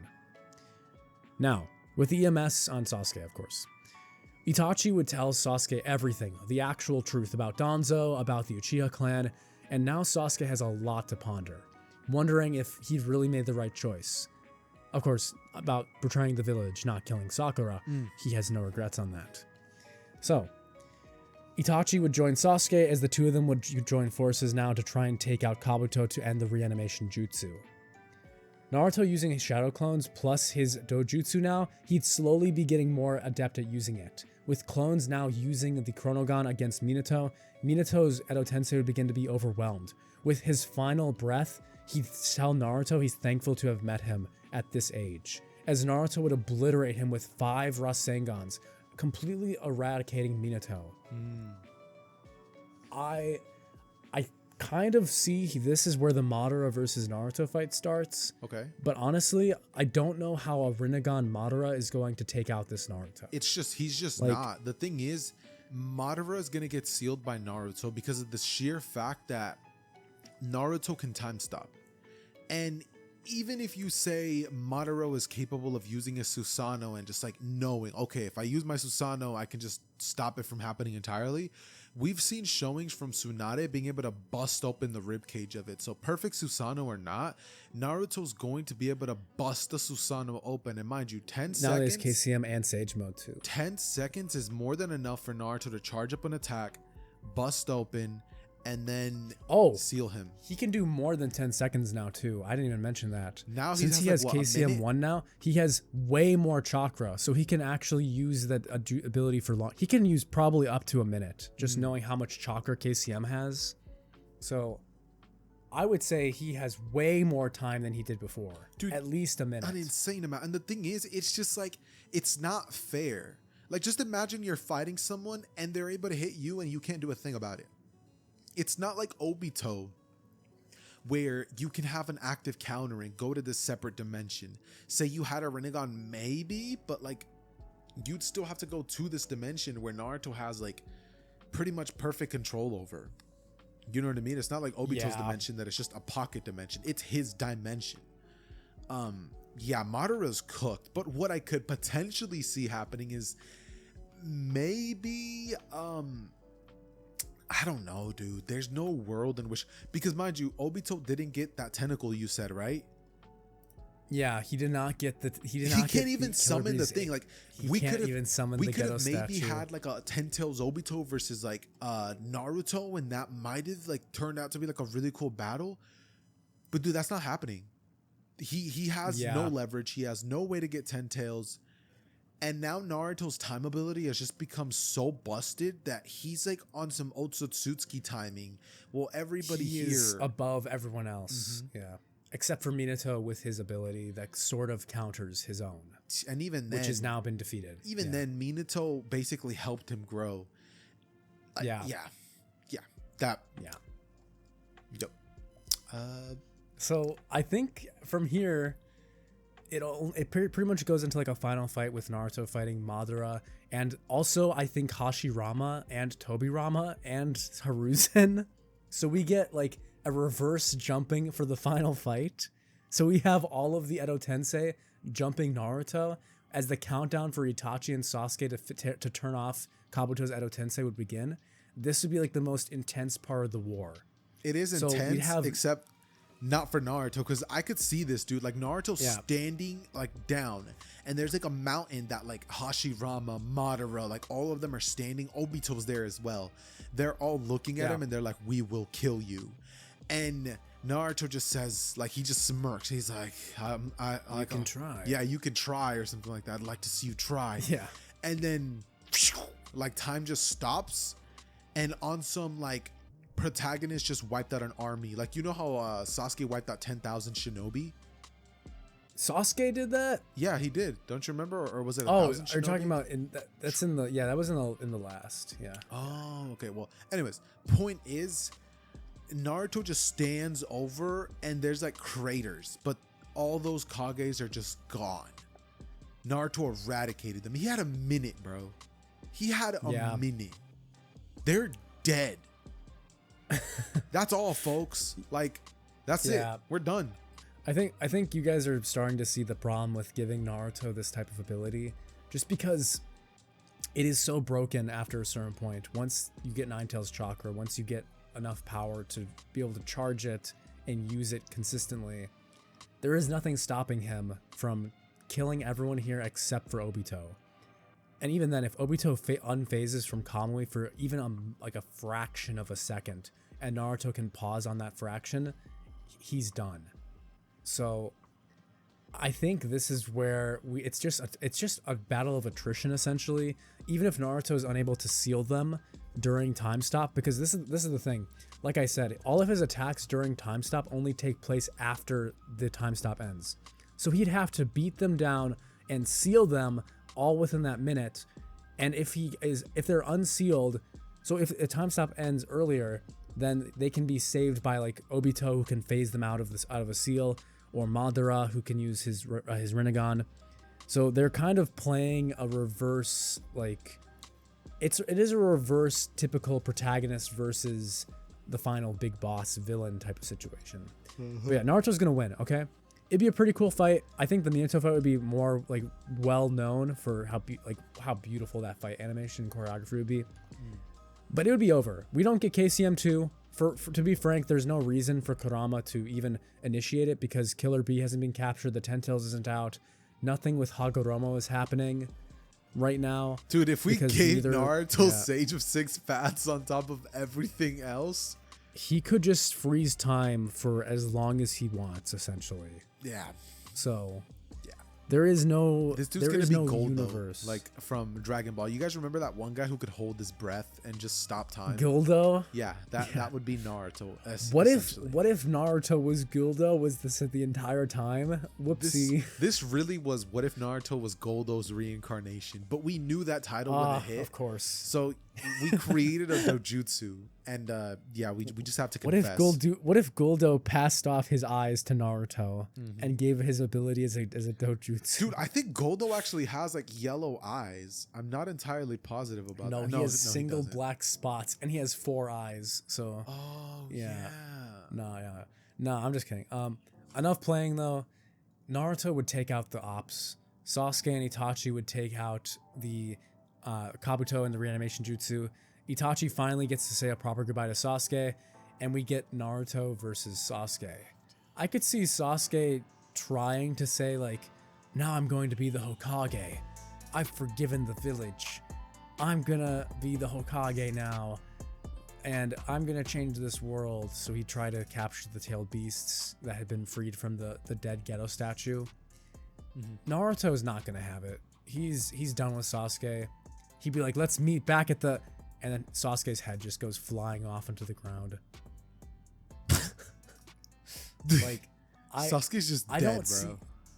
He's like, let's meet back there. You know the play, and then he's just dead. There's no like, there's nothing for him to do. Assuming Naruto entertains the idea and is willing to hear Sasuke out even after let's say that waterfall of truth really changed him. He's like, you know what? Maybe Sakura wasn't worth it to me. Maybe I don't like her as much as I thought I did. She did make fun of orphans, and Sasuke's an orphan. Maybe that's why he was so mad at her. I don't know. Like, you could say Sasuke survives or doesn't, but regardless, Naruto wins these. Regardless, he wins. Gets with Hinata, and the story just ends right there. So yeah, I'm gonna be real. Neji survives. So. Oh yeah, Neji does survive too. That's cool. There's no 10 tails, so Neji survives. That's the biggest win from this. Sasuke's dead. If Neji survives, does Hinata marry Neji? Because then that would be the craziest change of the story. Okay. No, that's not happening. Okay, I was just checking. We're not introducing Alabama into this. Hey, but you did introduce Alabama into another scenario I watched. Don't think I don't remember. What if Naruto was a Hyuga? Yeah. Look, okay? That was a different time. That was 5 years ago. Things have changed, okay? And also Naruto has a dojutsu in this timeline. So maybe Hiyashi's like, we could use some prime dojutsu level ups for the Hyuga. We're kind of mid. Yes. Like, I don't know. I think Naruto qualifies, especially after if he becomes Hokage. He doesn't even really want to become the Hokage. That's never been his goal in this version. So I could see after he kills Sasuke, him becoming that wandering traveler, and Hinata maybe either accompanying him or playing the role of Sakura with like the only mom thing going on. Regardless, I think Kiba becomes the Hokage. No, okay. Kiba becomes the Hokage. We've officially entered into horror stories. Nah, I'm just playing. But Shikamaru would be a fire Hokage. Dude, Shikamaru would be an insane... You know what? We honestly should just give the title to Shikamaru. And, I mean... He deserves it. Lucky for Boruto, he has a dad this time around. Nah, he's gone. Naruto's playing Sasuke's role. He's a protector of the village. He's researching the Akatsuki now. Like, he's got the dojutsu. He can do it. Boruto just never sees his dad. Nah, Boruto's gonna be mad for the opposite reason. He's like, my dad's never around. Meanwhile, there's no Sarada, by the way, because both of the parents are, Oh, yeah. So. We took out bro's wife. It's okay. Boruto can still have Sumire, or whatever the purple-haired girl is. Purple hair girl? Oh, whatever. He could have whoever. It doesn't matter. It's beyond the story. Boruto's gonna have the Jogan plus time dilation abilities or something. Honestly, the only other thing I want to cover here is... I want to say, how do you think Naruto versus the Kara would go? Specifically, the Jigen fight with Ishiki. I don't think he even needs Baron mode. Dude, honestly, Naruto at that point would have unlocked 6-path powers to that point for sure, because he would have ended up having a fight against Toneri. Yes. So that's how he would have ended up learning that, and we pretty much just get into a situation where. Dude, Time Stop is just such a busted ability. It is insane. You get into a realm of things where, like, when you give certain characters certain abilities and don't make them weak or don't give them motivation, like, okay, maybe the power could work. Like in Goldo's instance, where the character wasn't busted and was a dumb character. This is Naruto. This is the Naruto, bro. Everyone's dead. He is a combat genius. Yeah. There is no sequel. It's pretty peaceful. We get a slice of life Boruto. The end. Yay! Almost 4 hours. Dude, this video is literally almost 4 hours. Hey, but ladies and gentlemen, like we've said, we're done with today's video. You guys can go check out my page down below in the description. I'm gonna go ahead and take the liberty to say all this stuff. Gonna be thank you, down below. Yes, lovely. And if you guys enjoyed me and Weeb talking about certain things, you should go check it out. Yeah. You tell them. Go check out my channel, because we're also going to be dropping What If Deku had solo leveling, which is also going to be like, what was it, like 2 hours, 3 hours almost? It's like 2-3 hours. It's heat though. It's probably one of my favorites we've done. I also really liked, we did a one a couple of months ago. What if Naruto had the karma seal? That's pretty similar to this. So What if Naruto had a sister? podcast, Bro, if y'all, Yeah, bro, we've that's done a peak. couple, so That's peak. if you guys like this podcast style what if storytelling where we just kind of back and forth and banter a little bit, I'm down to do more of these as other, or you know, if anyone else, if you guys want. You know, I can't cheat on my boy though, but you know, here it is. Go check him out. I'm sure some of you are coming here from Xehther's channel, so I appreciate all of you who came and visited me. Thanks again, and Xehther, thanks for coming, and I'll see y'all later. Peace. Ciao.